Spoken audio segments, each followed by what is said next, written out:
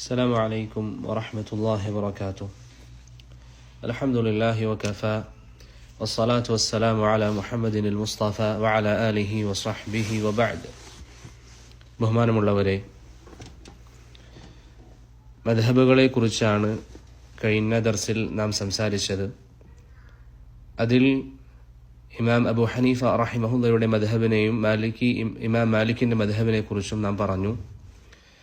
അതോടൊപ്പം തന്നെ ഇമാം അബു ഹനീഫ റഹിമഹുല്ലയെ അദ്ദേഹത്തിന്റെ വിഷയത്തിൽ വന്നിരിക്കുന്ന ചില ആരോപണങ്ങൾ, അദ്ദേഹത്തെ തക്ഫീർ നടത്തിയിരിക്കുന്ന ചില ഉലമാക്കളെ കുറിച്ചും അദ്ദേഹത്തെ തബ്ദീഅ നടത്തിയ ഉലമാക്കളെ കുറിച്ചുമൊക്കെ കഴിഞ്ഞ ദർസിൽ നാം സൂചിപ്പിച്ചിരുന്നു. അതിന്റെ കാരണങ്ങൾ എന്തൊക്കെയാണ് തുടങ്ങിയ കാര്യങ്ങളൊക്കെ അവസാനമായി ദർസിൽ നാം പറഞ്ഞിട്ടുണ്ട്.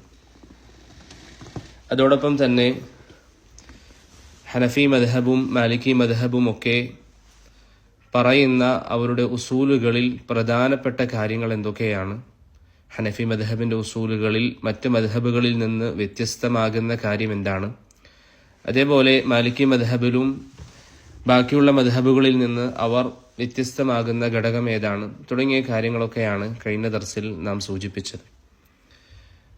ഇന്നത്തെ നമ്മുടെ ദർസിലെ വിഷയം എന്നുള്ളത് നമുക്ക് ബാക്കിയുള്ള രണ്ട് മദ്ഹബുകളെ കുറിച്ചാണ്. അതിലൊന്ന്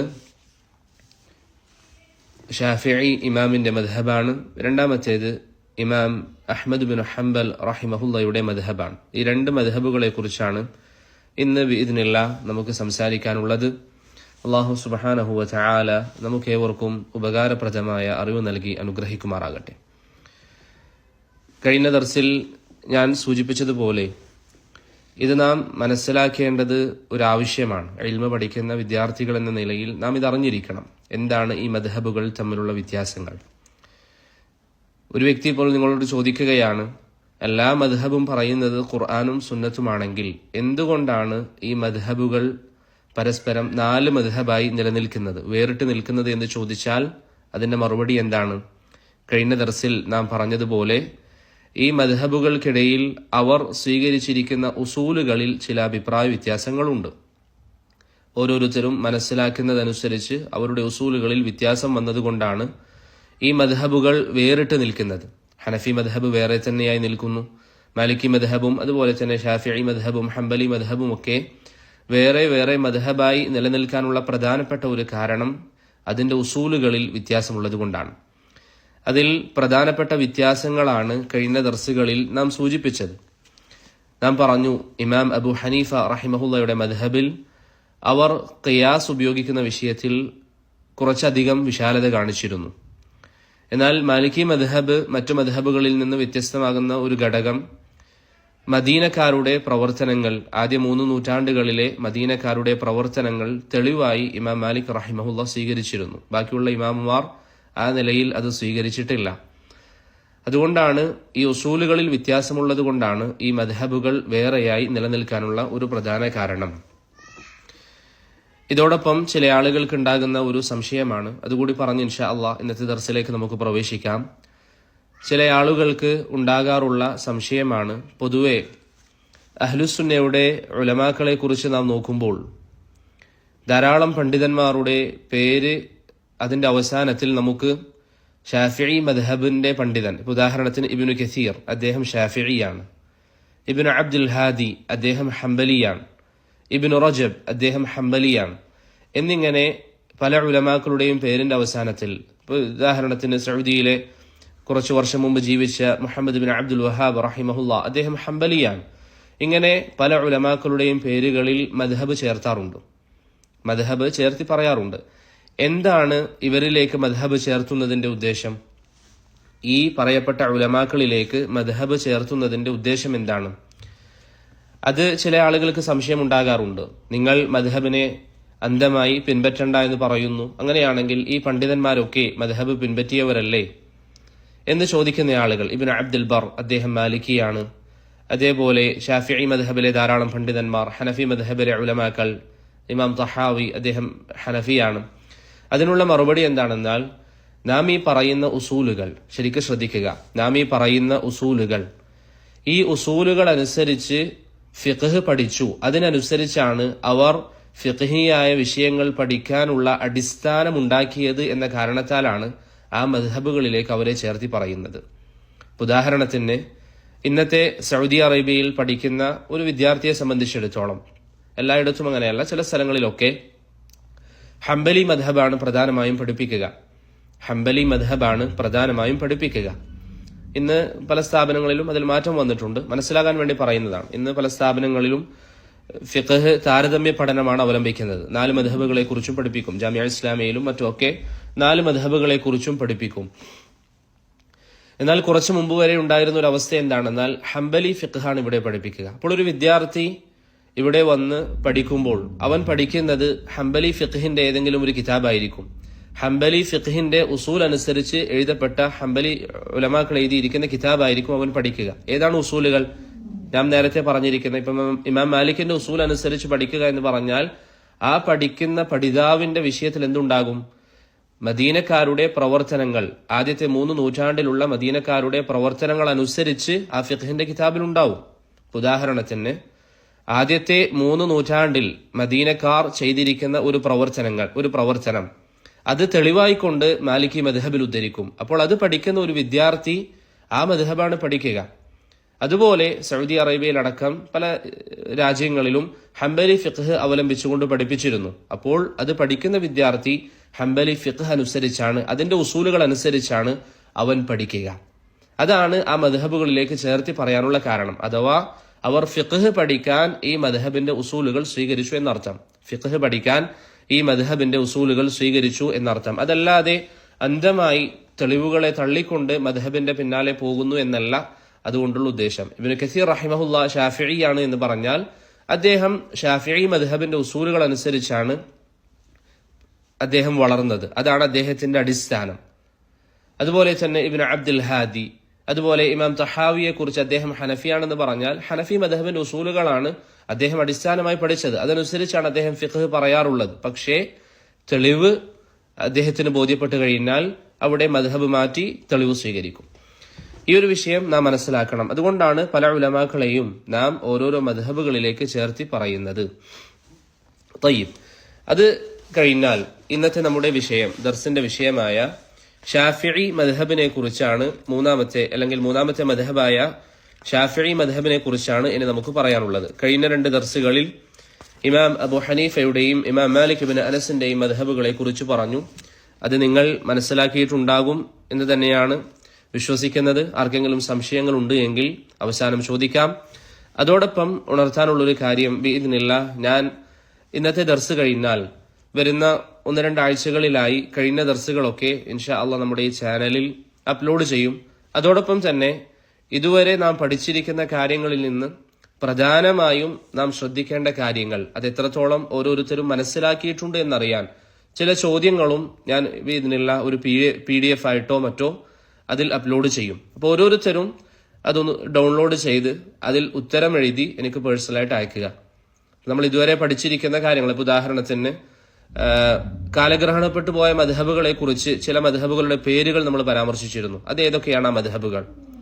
അതേപോലെ മറ്റൊരു ചോദ്യം, ഒരു ഉദാഹരണം, ഇന്ന് നിലനിൽക്കുന്ന 4 മദ്ഹബുകൾ നിലനിൽക്കാനുള്ള പ്രധാനപ്പെട്ട കാരണങ്ങൾ എന്തൊക്കെയാണ്?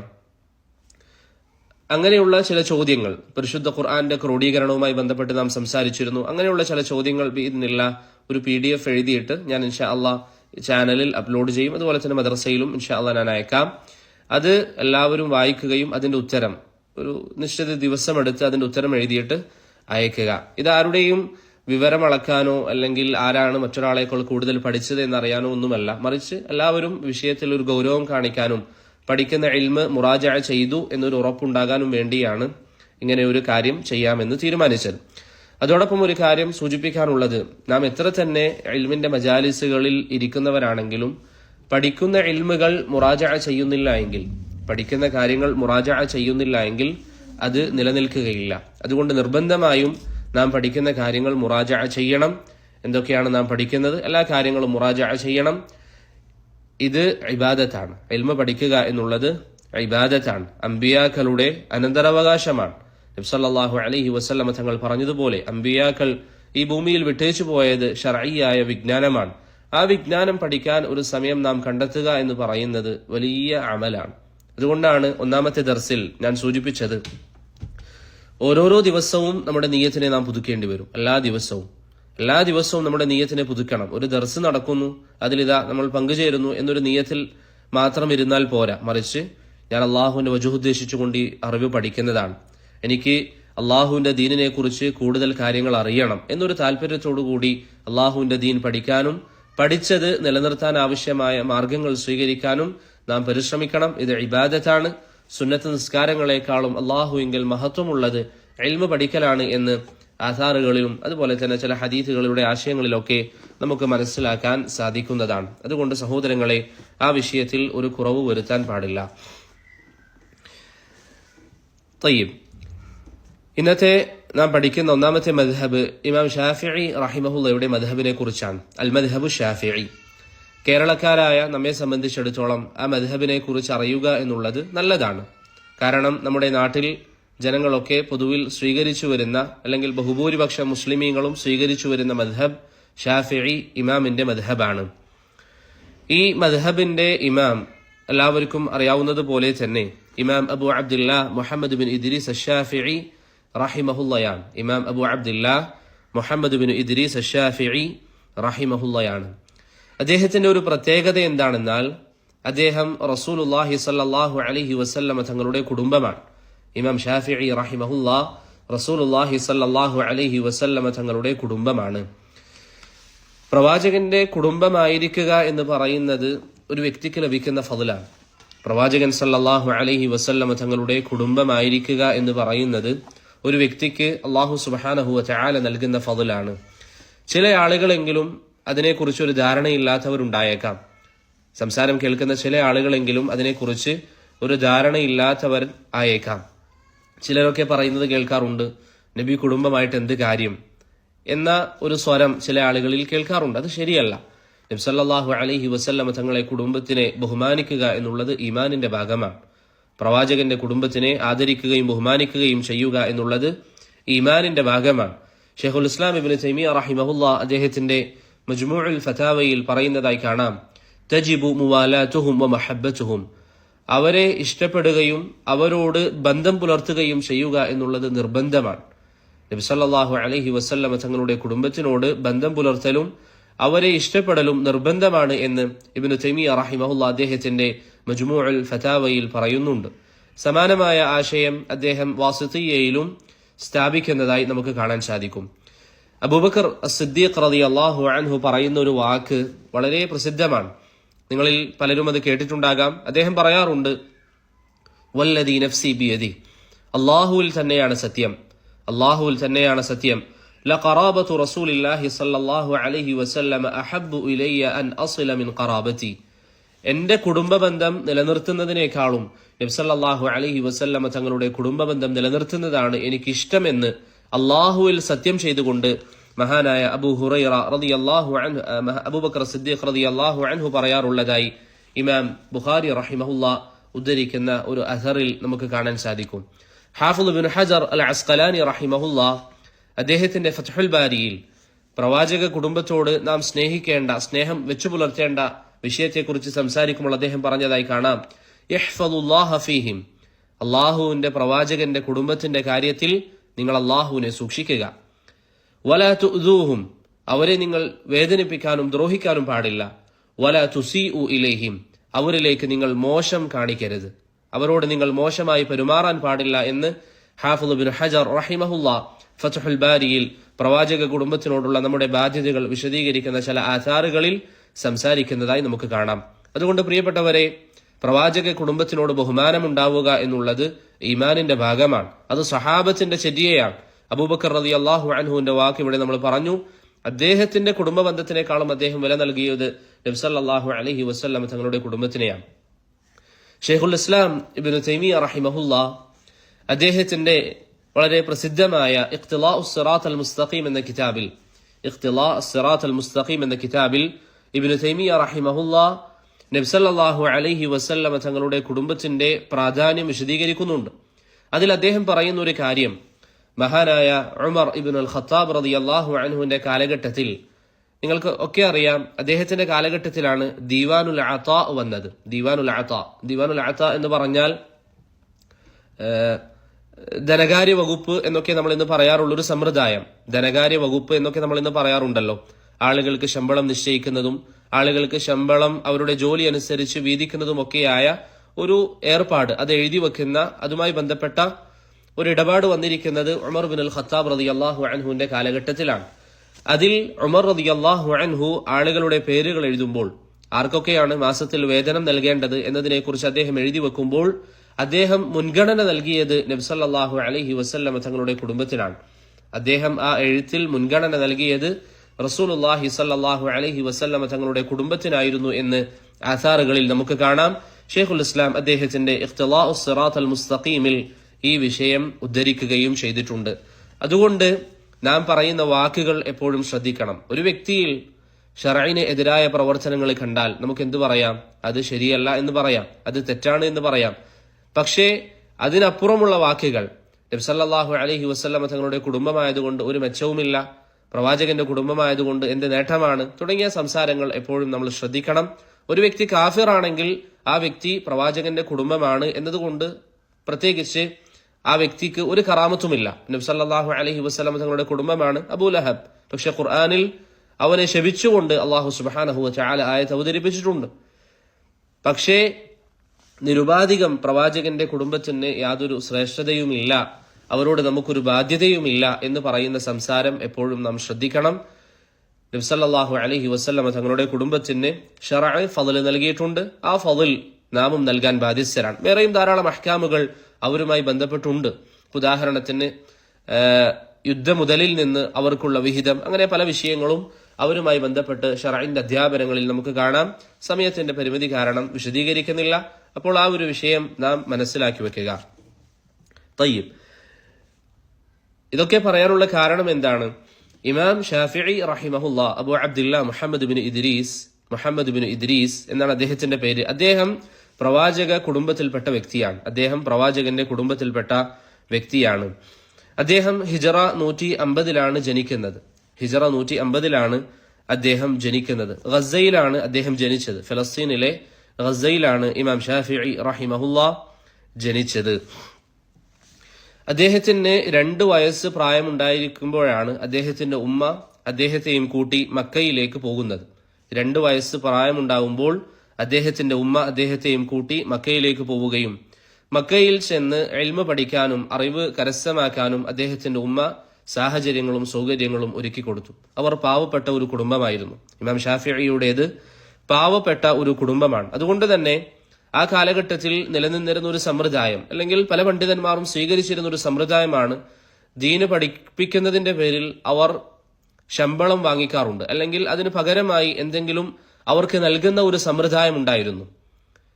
ദീന് പഠിപ്പിക്കുന്നതിന്റെ പേരിൽ ശമ്പളമായി നിശ്ചയിക്കുന്നതിൽ അഭിപ്രായ വ്യത്യാസമുണ്ട്. ഹാഫിദ് അൽ ഇറാഖി അദ്ദേഹത്തിന് അൽഫിയയിൽ സൂചിപ്പിച്ചതുപോലെ മുഹദ്ദിഥീങ്ങളിൽ വളരെ പ്രധാനപ്പെട്ട വലിയ പണ്ഡിതന്മാർ തന്നെ ശമ്പളം വാങ്ങാറുണ്ട്. അബൂ നുഈം അൽ ഫദ്ൽ ഇബ്നു ദുകൈൻ, അദ്ദേഹം ഇമാം ബുഖാരിയുടെ ഉസ്താദാണ്. അദ്ദേഹമൊക്കെ ശമ്പളം വാങ്ങാറുണ്ട്.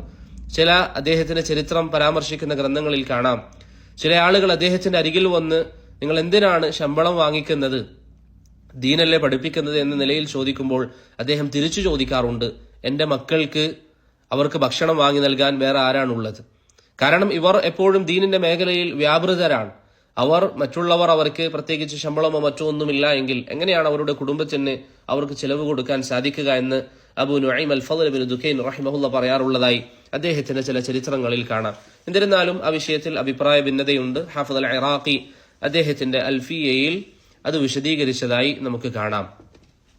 ഞാൻ പറഞ്ഞു വന്നത്, ഇമാം ഷാഫിഈ റഹിമഹുല്ലാ പാവപ്പെട്ട ഒരു കുടുംബത്തിൽ ജനിച്ച വ്യക്തിയായിരുന്നു. അതുകൊണ്ട് തന്നെ അദ്ദേഹത്തിന്റെ ഉമ്മ അദ്ദേഹത്തെയും കൂട്ടി മക്കയിലേക്ക് ചെന്നപ്പോൾ ഉസ്താദിന് ശമ്പളമായി നൽകാൻ, അല്ലെങ്കിൽ ഉസ്താദിന് അതിന് പകരമായി നൽകാൻ ഒന്നും ഉണ്ടായിരുന്നില്ല. അന്നത്തെ സമ്പ്രദായം അനുസരിച്ച് എല്ലാവരും നൽകുമായിരുന്നു. പക്ഷേ ഉസ്താദ് എന്തു പറഞ്ഞു? ഇമാം ഷാഫിഈ റഹിമഹുല്ലയുടെ കഴിവും അദ്ദേഹത്തിന്റെ ഇൽമിനോടുള്ള താല്പര്യവും കണ്ടപ്പോൾ ഉസ്താദ് പറഞ്ഞു, എനിക്ക് ശേഷം ഇവിടെ ചെറിയ കുട്ടികളെ, സാധാരണ ഒരു ഇൽമിന്റെ മജ്ലിസ് ആകുമ്പോൾ വ്യത്യസ്ത തരത്തിലുള്ള കുട്ടികൾ ഉണ്ടാകും. വളരെ ചെറിയ ആളുകൾ ഉണ്ടാകും, അതുപോലെ തന്നെ വലിയ ആളുകൾ ഉണ്ടാകും. അപ്പോൾ ചെറിയ കുട്ടികൾക്ക് ഖുർആൻ പഠിപ്പിക്കാനും അങ്ങനെയുള്ള കാര്യങ്ങൾക്ക് ഇമാം ഷാഫിഈ തന്നെ സഹായിച്ചാൽ മതി എന്ന് അദ്ദേഹത്തിന്റെ ഉസ്താദ് അദ്ദേഹത്തോട് പറഞ്ഞു. അങ്ങനെയാണ് ഇമാം ഷാഫിഈ റഹിമഹുല്ലാ മക്കയിൽ കഴിച്ചുകൂട്ടിയത്. ഇമാം ഷാഫിഈ റഹിമഹുല്ലാ മക്കയിലേക്ക് വരികയും ഞാൻ നേരത്തെ പറഞ്ഞതുപോലെ ഏകദേശം 2 വയസ്സുള്ളപ്പോഴാണ് അദ്ദേഹം മക്കയിലേക്ക് വന്നത്. അതിനുശേഷം അദ്ദേഹം ആദ്യം കുറച്ചു പഠിച്ചു. 7 വയസ്സാകുമ്പോഴേക്ക് ഖുർആൻ മനഃപ്പാടമാക്കി. പിന്നീടാണ് നാം ഈ പറഞ്ഞിരിക്കുന്ന വിഷയങ്ങളിൽ അദ്ദേഹത്തിന്റെ ഉസ്താദ് അദ്ദേഹത്തെ ഉപയോഗപ്പെടുത്തിയത്. അതോടൊപ്പം അദ്ദേഹം പഠിക്കുന്ന കാലഘട്ടത്തിൽ ഞാൻ നേരത്തെ പറഞ്ഞതുപോലെ 7 വയസ്സിൽ, ചില ചരിത്രം പറയുന്നതനുസരിച്ച് 9ാമത്തെ വയസ്സിൽ അദ്ദേഹം ഖുർആൻ പഠിച്ചു. ഞാൻ സാന്ദർഭികമായ ഒരു കാര്യം ഉണർത്തട്ടെ. ഇതിലൊക്കെ നമുക്ക് പാഠങ്ങളുണ്ട് പ്രിയപ്പെട്ടവരെ. നമ്മുടെ മക്കളെ, നമ്മുടെ സന്താനങ്ങളെ ചെറിയ പ്രായത്തിൽ ഖുർആൻ പഠിപ്പിക്കാൻ നമ്മൾ പ്രോത്സാഹിപ്പിക്കുക, അതിനുള്ള സാഹചര്യങ്ങൾ നമ്മൾ ഒരുക്കുക. ഭൗതിക വിദ്യാഭ്യാസം നേടുന്നു എന്നുള്ളത് ഒരിക്കലും ശർഅ് പഠിക്കാതിരിക്കാൻ നമുക്കൊരു കാരണമല്ല. നമുക്ക് രണ്ടും കൂടി ഒരുമിച്ച് കൊണ്ടുപോകാൻ ഇന്ന് സാധിക്കും.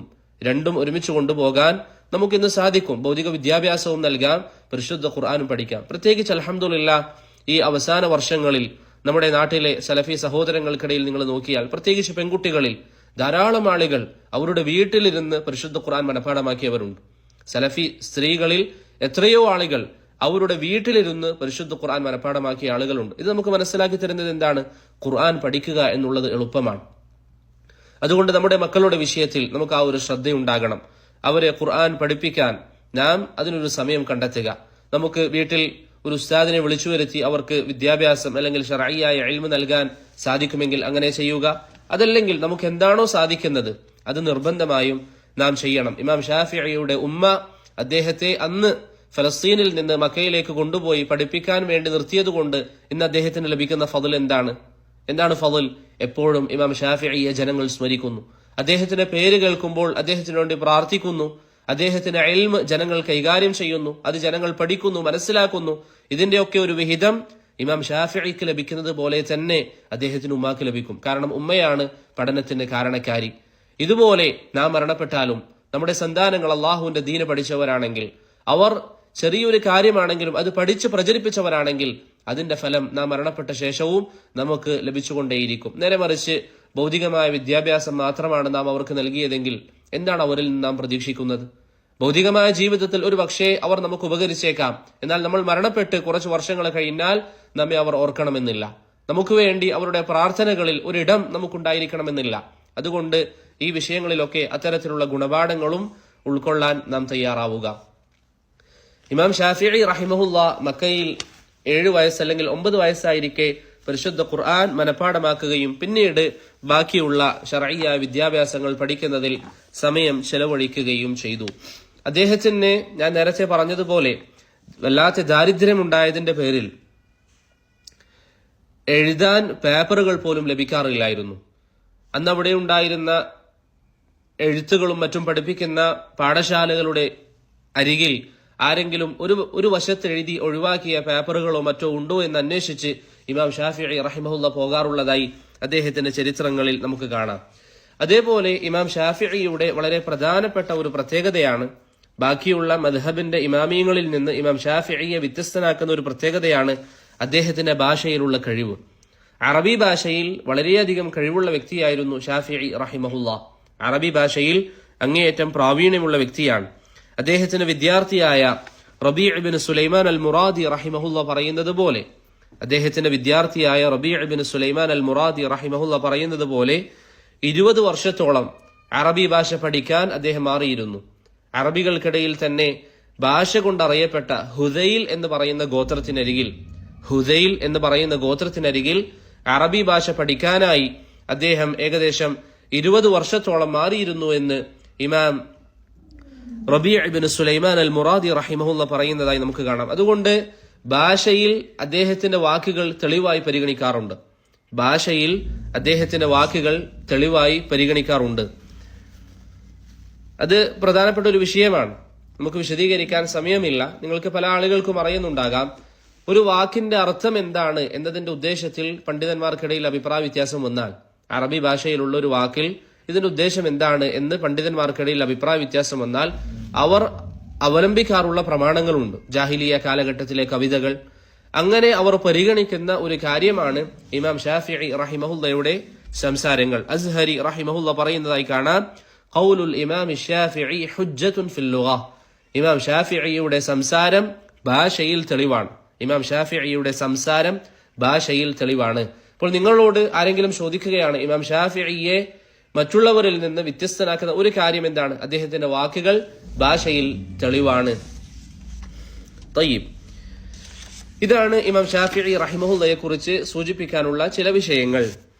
ഇനി അദ്ദേഹത്തിന്റെ ഉസ്താദുമാരൊക്കെയാണ്? ഇമാം ഷാഫിഈ റഹിമഹുല്ലയുടെ പ്രധാനപ്പെട്ട ഉസ്താദുമാർ ഒന്ന് ഇമാം മാലിക് ഇബ്നു അനസ് ആണ്. ഇമാം മാലിക് ഇബ്നു അനസ് കഴിഞ്ഞ ദർസിൽ നാം പറഞ്ഞിരുന്നു അദ്ദേഹത്തിന്റെ മദ്ഹബിനെ കുറിച്ച്. നാം സൂചിപ്പിച്ചിരുന്നു. ഇമാം മാലിക് റഹിമഹുല്ലയുടെ വിദ്യാർത്ഥിയാണ് ഇമാം ഷാഫിഈ റഹിമഹുല്ല. ഇമാം മാലിക്കിന്റെ അരികിലേക്ക് പഠിക്കാൻ പോകാൻ ഇമാം ഷാഫിഈ തീരുമാനിക്കുകയും പോകുന്നതിന് മുമ്പ് ആദ്യം ചെയ്തത് എന്താണ്? ഇമാം മാലിക്കിന്റെ മുവത്ത പരിപൂർണമായി മനഃപാഠമാക്കി. അങ്ങനെ ഇമാം മാലിക്കിന്റെ അരികിൽ പഠിക്കാൻ വേണ്ടി ചെന്നപ്പോൾ ഇമാം മാലിക് റഹിമഹുല്ല അദ്ദേഹത്തിന്റെ കഴിവ് കണ്ടപ്പോൾ അദ്ദേഹത്തോട് പറഞ്ഞ വാക്ക് എന്താണ്? ഇത്തഖില്ലാഹ വജ്തനിബിൽ മആസി. നീ അല്ലാഹുവിനെ സൂക്ഷിക്കുകയും തിന്മകളിൽ നിന്ന് അകലം പാലിക്കുകയും ചെയ്യുക. ഫഇന്നഹു സയകൂനു ലക ശഅൻ. നിനക്ക് ഭാവിയിൽ അല്ലാഹു സുബ്ഹാനഹു വ തആല ഭൂമിയിൽ ഒരു വിലയുണ്ടാക്കുമെന്ന് ഇമാം മാലിക് റഹിമഹുല്ല ഇമാം ഷാഫിഈയെ കണ്ടയുടൻ പറഞ്ഞു എന്ന് ചരിത്രങ്ങളിൽ നമുക്ക് കാണാം. അപ്പോൾ ഇമാം മാലിക്കാണ് ഇമാം ഷാഫിഈയുടെ പ്രധാനപ്പെട്ട ഒരു അധ്യാപകൻ, ഇമാം മാലിക് ബിൻ അനസ് റഹിമഹുല്ല. അതുപോലെ തന്നെ ഇമാം ഷാഫിഈയുടെ വളരെ പ്രധാനപ്പെട്ട മറ്റൊരു അധ്യാപകനാണ് മുഹമ്മദ് ബിനുൽ ഹസൻ അശ്ശൈബാനി.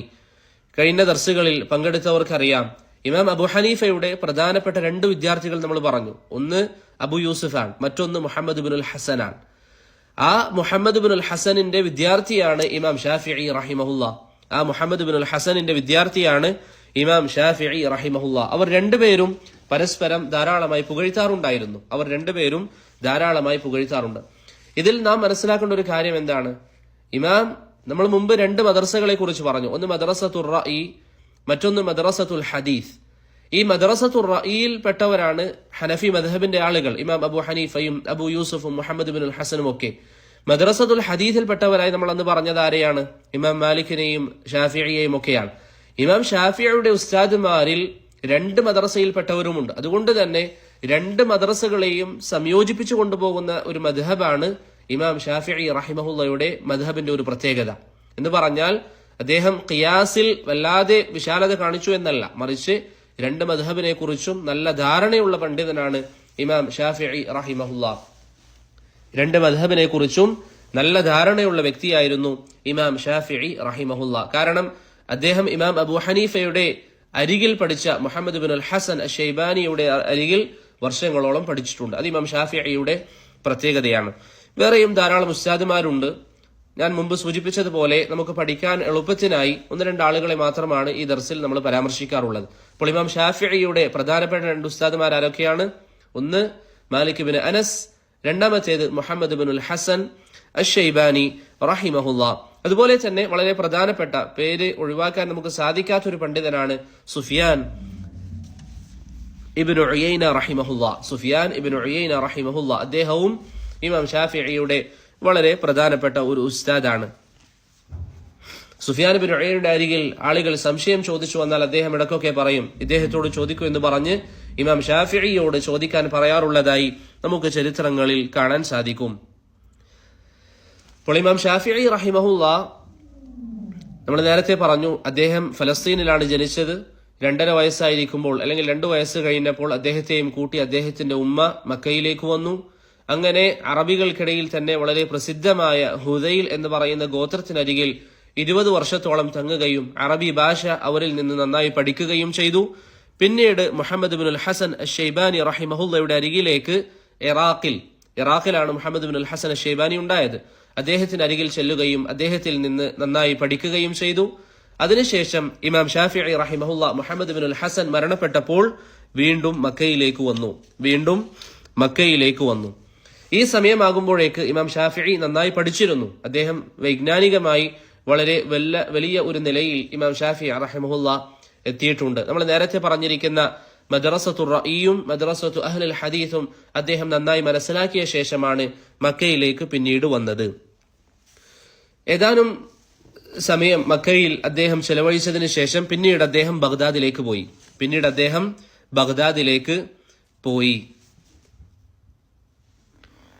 പിന്നെ അദ്ദേഹം ബഗ്ദാദിലാണ് കുറച്ചു വർഷങ്ങൾ ജീവിച്ചത്. ചരിത്രം പറയുന്നതനുസരിച്ച് ഹിജറ 195 ഇമാം ഷാഫിഈ റഹിമഹുല്ലാ ബഗ്ദാദിൽ പ്രവേശിക്കുന്നത്. ഹിജറ 195 ഇമാം ഷാഫിഈ റഹിമഹുല്ലാ ബഗ്ദാദിൽ പ്രവേശിക്കുന്നത്. അഥവാ അദ്ദേഹത്തിന് 45 വയസ്സുണ്ടാകുമ്പോൾ. ഇത് ശരിക്കും നിങ്ങൾ ശ്രദ്ധിക്കണം. 45 വയസ്സുണ്ടാകുമ്പോഴാണ് ഇമാം ഷാഫിഈ റഹിമഹുല്ലാ ബഗ്ദാദിലേക്ക് പ്രവേശിക്കുന്നത്. അന്ന് മുതലാണ് അദ്ദേഹം നല്ല നിലയിൽ, അദ്ദേഹത്തിൽ നിന്ന് പ്രസിദ്ധമായ നിലയിൽ അദ്ദേഹം പഠിപ്പിക്കാനും അതുപോലെ തന്നെ ഫിഖ്ഹിന്റെ മജാലിസുകൾ സംഘടിപ്പിക്കാനൊക്കെ അദ്ദേഹം പ്രധാനമായും തുടങ്ങിയത് ബഗ്ദാദിൽ പ്രവേശിച്ചതിന് ശേഷമാണ് ഇത്തരത്തിലുള്ള ദീനിന്റെ മജാലിസുകൾ, മജ്ലിസുൽ ഇംലാ അല്ലെങ്കിൽ മജ്ലിസുൽ ഫിഖ്, ഈ മജ്ലിസുകളൊക്കെ അദ്ദേഹം നടത്തിയത് 45-ാമത്തെ വയസ്സിന് ശേഷമാണ്. അതിനു മുമ്പ് തന്നെ അദ്ദേഹം വൈജ്ഞാനികമായി ഉയർന്നിട്ടുണ്ട്. അദ്ദേഹത്തിന്റെ ചില അധ്യാപകന്മാർ 15 വയസ്സുള്ളപ്പോൾ തന്നെ അദ്ദേഹത്തിന് ഫത്വ നൽകാനുള്ള യോഗ്യതയുണ്ട് എന്നൊക്കെ പറഞ്ഞിട്ടുണ്ട്. പക്ഷെ ഞാൻ പറയുന്നത്, അദ്ദേഹം ഇൽമിയായി അതിനുവേണ്ടി മാറിയിരുന്ന് അഭിപ്രായങ്ങളൊക്കെ പറയാൻ തുടങ്ങിയതും വിശാലമായി ചർച്ചകളിലേക്ക് ഇറങ്ങിയതും അദ്ദേഹം ബഗ്ദാദിലേക്ക് പ്രവേശിച്ചതിന് ശേഷമാണ്. അദ്ദേഹത്തിന് 45 വയസ്സിന് ശേഷമാണ് ഈ നിലയിൽ അദ്ദേഹം പ്രവേശിച്ചത്.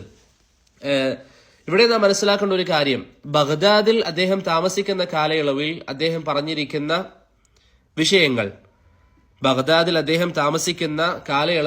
പറഞ്ഞിരിക്കുന്ന വിഷയങ്ങളും അദ്ദേഹത്തിന്റെ അഭിപ്രായങ്ങളുമാണ് പൊതുവെ എന്തായി അറിയപ്പെടുന്നത്? അദ്ദേഹത്തിന്റെ പഴയ അഭിപ്രായങ്ങൾ എന്ന പേരിൽ അറിയപ്പെടുന്നത്. നിങ്ങൾ എല്ലാവരും കേട്ടിട്ടുണ്ടാകും, ഇമാം ഷാഫിഈക്ക് പല മസ്അലകളിലും അൽ ഖൗലുൽ ഖദീം ഉണ്ട്, അൽ ഖൗലുൽ ജദീദ് ഉണ്ട്. അൽ ഖൗലുൽ ഖദീം എന്ന് പറഞ്ഞാൽ പഴയ അഭിപ്രായം, അൽ ഖൗലുൽ ജദീദ് എന്ന് പറഞ്ഞാൽ പുതിയ അഭിപ്രായം. ഇത് ഇമാം ഷാഫിഈ റഹിമഹുല്ലാഹയിൽ പൊതുവെ പറയപ്പെടാറുള്ള കാര്യമാണ്. അദ്ദേഹത്തിന് 2 മദ്ഹബുണ്ട്, പഴയതും പുതിയതും എന്ന് പറയപ്പെടാറുണ്ട്. എന്താണ് ഈ പഴയത് കൊണ്ട് ഉദ്ദേശിക്കുന്നത്? ബഗ്ദാദിൽ 45-ാമത്തെ വയസ്സിൽ അദ്ദേഹം പ്രവേശിച്ചപ്പോൾ അവിടെ അദ്ദേഹം നടത്തിയിരിക്കുന്ന അദ്ദേഹത്തിന്റെ ദർസുകളും അദ്ദേഹം പഠിപ്പിച്ച കാര്യങ്ങളും അതാണ് പൊതുവെ പഴയ അഭിപ്രായം എന്ന നിലയിൽ പരിചയപ്പെടുത്താറുള്ളത്. അങ്ങനെ 45-ാമത്തെ വയസ്സിൽ ഹിജറ 195 അവിടേക്ക് അദ്ദേഹം പ്രവേശിക്കുകയും പിന്നീട് ഹിജറ 199 ഏകദേശം 4 വർഷം കഴിഞ്ഞപ്പോൾ അദ്ദേഹം അവിടെ നിന്ന് ഈജിപ്തിലേക്ക് വന്നു. ഈജിപ്തിൽ വെച്ച് അദ്ദേഹം കുറച്ചു വർഷം അവിടെ ജീവിച്ചു. അദ്ദേഹം മരണപ്പെടുന്നത് ഹിജറ 204 അദ്ദേഹം മരണപ്പെടുന്നത്. ഏകദേശം 5 വർഷത്തോളം അല്ലെങ്കിൽ 4 വർഷത്തോളം ഇമാം ഷാഫിഈ റഹിമഹുല്ലാ ഈജിപ്തിൽ ചെലവഴിച്ചു. ഈജിപ്തിൽ വെച്ച് അദ്ദേഹം പഠിപ്പിച്ച അദ്ദേഹത്തിന്റെ മജാലിസുകൾ, അതുപോലെ തന്നെ ഫിഖ്ഹിയായ ചർച്ചകൾ, അതിനാണ് എന്ത് പറയുന്നത്? അൽ മദ്ഹബുൽ ജദീദ് എന്ന് പറയുന്നത്, ഇമാം ഷാഫിഈയുടെ പുതിയ അഭിപ്രായങ്ങൾ എന്ന് പറയുന്നത്. അപ്പോൾ പുതിയ അഭിപ്രായവും പഴയ അഭിപ്രായവും തമ്മിൽ വേർതിരിക്കുന്ന ഒരു മാനദണ്ഡം എന്താണ്? ആദ്യം അദ്ദേഹം സ്വീകരിച്ച ബഗ്ദാദിലായിരിക്കെ ആളുകൾക്ക് പഠിപ്പിച്ചു കൊടുത്ത കാഴ്ചപ്പാടുകൾക്കും വീക്ഷണങ്ങൾക്കുമാണ് പഴയ മദ്ഹബ് എന്ന് പറയുന്നത്.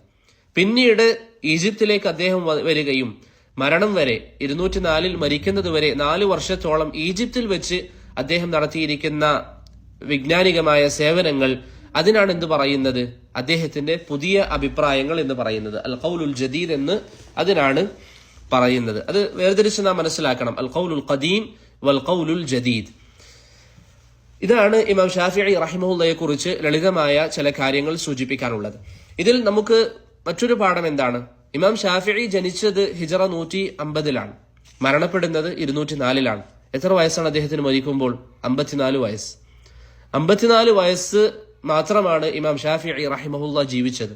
പക്ഷെ അദ്ദേഹം വൈജ്ഞാനികമായി നടത്തിയിരിക്കുന്ന സേവനങ്ങൾ നോക്കിയാൽ ഈ ഒരു ആയുസ്സിൽ എങ്ങനെ അദ്ദേഹം ചെയ്തു എന്നതിൽ അത്ഭുതമുണ്ടാകും. അത്രയും അധികം സേവനങ്ങൾ ഇമാം ഷാഫിഈ റഹിമഹുല്ല ചെയ്തിട്ടുണ്ട്.